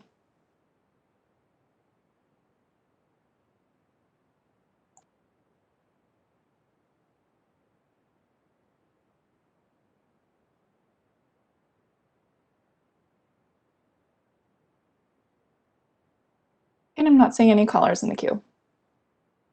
All right, next item, please. All right. Moving on to item 12, committee reports, and this item is for discussion. All right, Commissioner Sullivan, do you want to give a report, please, on the policy committee?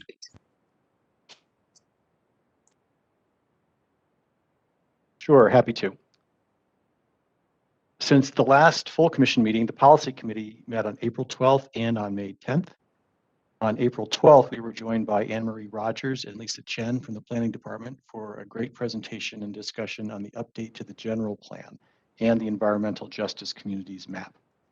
On May 10th, we had a presentation on a recently approved medium and heavy duty truck blueprint grant, as well as the proposed updates to Chapter 9 that we discussed earlier today. That's the report. Thank you, Commissioner. Commissioner Wan, is there an operations committee report? Yes, the operations committee met on April 21st.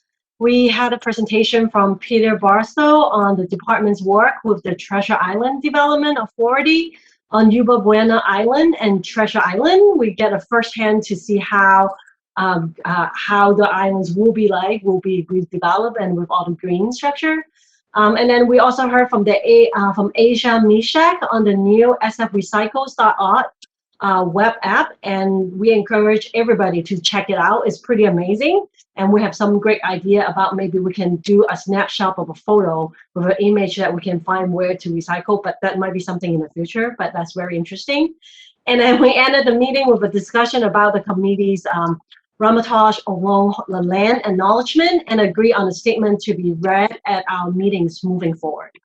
And that's the report. Thank you very much. Any questions, commissioners? All right, let's move to public comment, please. All right, I've just put the instructions for making a public comment up on the screen. And just a reminder, public comment should be related to this item, which is the committee reports. And please remember to press *3 in order to be added to the queue, and you will have 3 minutes to make your comment. And I do see that we have one commenter in the queue, and so I will start the timer and unmute our caller now. Good evening again, commissioners. Eric Brooks this time, specifically representing the local grassroots organization, Our City, San Francisco. Regarding the Treasure Island and Yerba Buena Island details. It's good to see that the policy committee is working on that. Another coalition that I helped build has been meeting with Supervisor Haney and talking about with him, and we had a hearing on February 8th in the Land Use Committee. It's a long hearing, but I would recommend that y'all look at that, because what we're unpacking with Treasure Island and Yerba Buena Island is that just Tetra Tech and other contractors like Shaw, just as in the Bayview Hunters Point, have been involved in not properly doing cleanup of toxic and reporting about toxic and radioactive chemicals on Yerba Buena Island and Treasure Island. So it's important that the Department of the Environment learn about what came out in that February 8th hearing.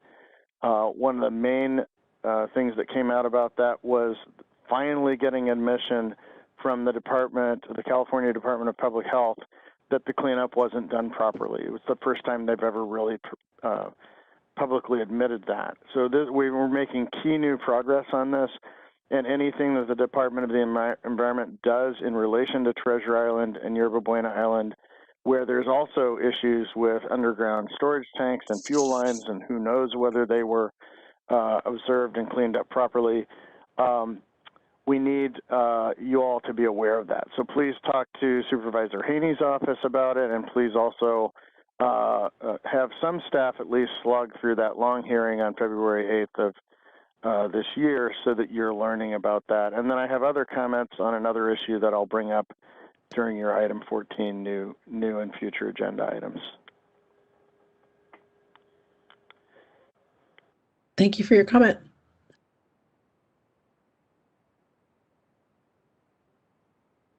Okay, and I'm not seeing any callers in the queue. All right, next item, please. All right. Moving on to item 13, announcements, and this item is for discussion. Commissioners, are there any announcements? All right, public comment, please. All right, I'll put the instructions back up on the screen. And please remember to press *3 in order to be added to the queue, and you will have 3 minutes to make your comment. And I'm not seeing anyone in the queue currently, but we'll take another brief pause.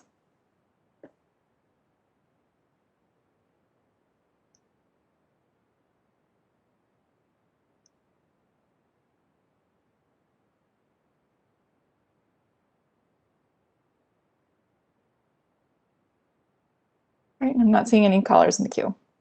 All right, let's move to the next item, please. All right. Moving on to item 14, new business and future agenda items. The speaker is Katie Chancellor, Commission Affairs Officer, and this item is for discussion. All right, Katie, go ahead. Okay, thanks. Okay, so our next commission meeting is on Tuesday, July 27th. The next policy committee meeting is on Monday, June 14th. And the next operations committee meeting is on Wednesday, July 21st. Some potential agenda items that we are considering for upcoming meetings include a presentation on the FIX-led SF program, an update on the SFCTA congestion pricing initiative, as well as an overview of the Energy Access SF program. And then before we know it, it will be time to review the reduced risk pesticide list once again. So that's it. I'm happy to answer any questions. Commissioners, any questions or other items? Katie, I would love some help figuring out from the city attorney whether or not two of us can go see supervisors together and have conversations around the budget. Just a little bit more clarity on that would be very helpful. Yep, I can definitely get that. Thank you. All right, let's go to public comment then. All right, I'll put the instructions for making a public comment up on the screen in case anyone would like to call in to comment on this item, which was new business and future agenda items. And 1 second, let me check our queue. I do see that we have a caller, and so let me start the timer and unmute our caller now. Good evening one last time. Commissioners, Eric Brooks representing our city, San Francisco, and Californians for Energy Choice. So I want to propose for future agendas and reiterate something that I said before that, in my view, is the key to advancing our climate goals and clean energy goals in the city, and efficiency and building efficiency, et cetera, and that is revenue bond financing. That is crucial. It's not a big part of the discussion. So please, as commissioners, give direction to your staff, give direction to the policy and operations committees to start talking about how we use revenue bonds to fund large community-wide and neighborhood-wide programs so that we don't have to bring money out of the general fund to fund these things and can instead just fund them from the revenues that they create. As an example, the project, the local build-out project that we're putting before you tonight, that will cost upwards of probably $2 billion with a B. You can't do that from the general fund. You need to do that with revenue bond financing. And so it's really important that the staff and the committees and this committee start getting its hands around and its head around this issue of revenue bonds so that we can actually meet all these goals that we're rightly demanding that our city give us the money to do it with. And that is a big piece of getting that money. So if you can please make sure that that becomes part of the conversation in your hearings and in your committees and with your staff, that is my most important ask of you of the evening. Thank you. Thank you for your comment. We do not have any additional callers in the queue. All right, then next item, please. All right. Moving on to item 15, adjournment. And with that, the time is 7:48 p.m. Thank you for joining us. Thanks, everybody. Thank you. Have a good night. Thank you.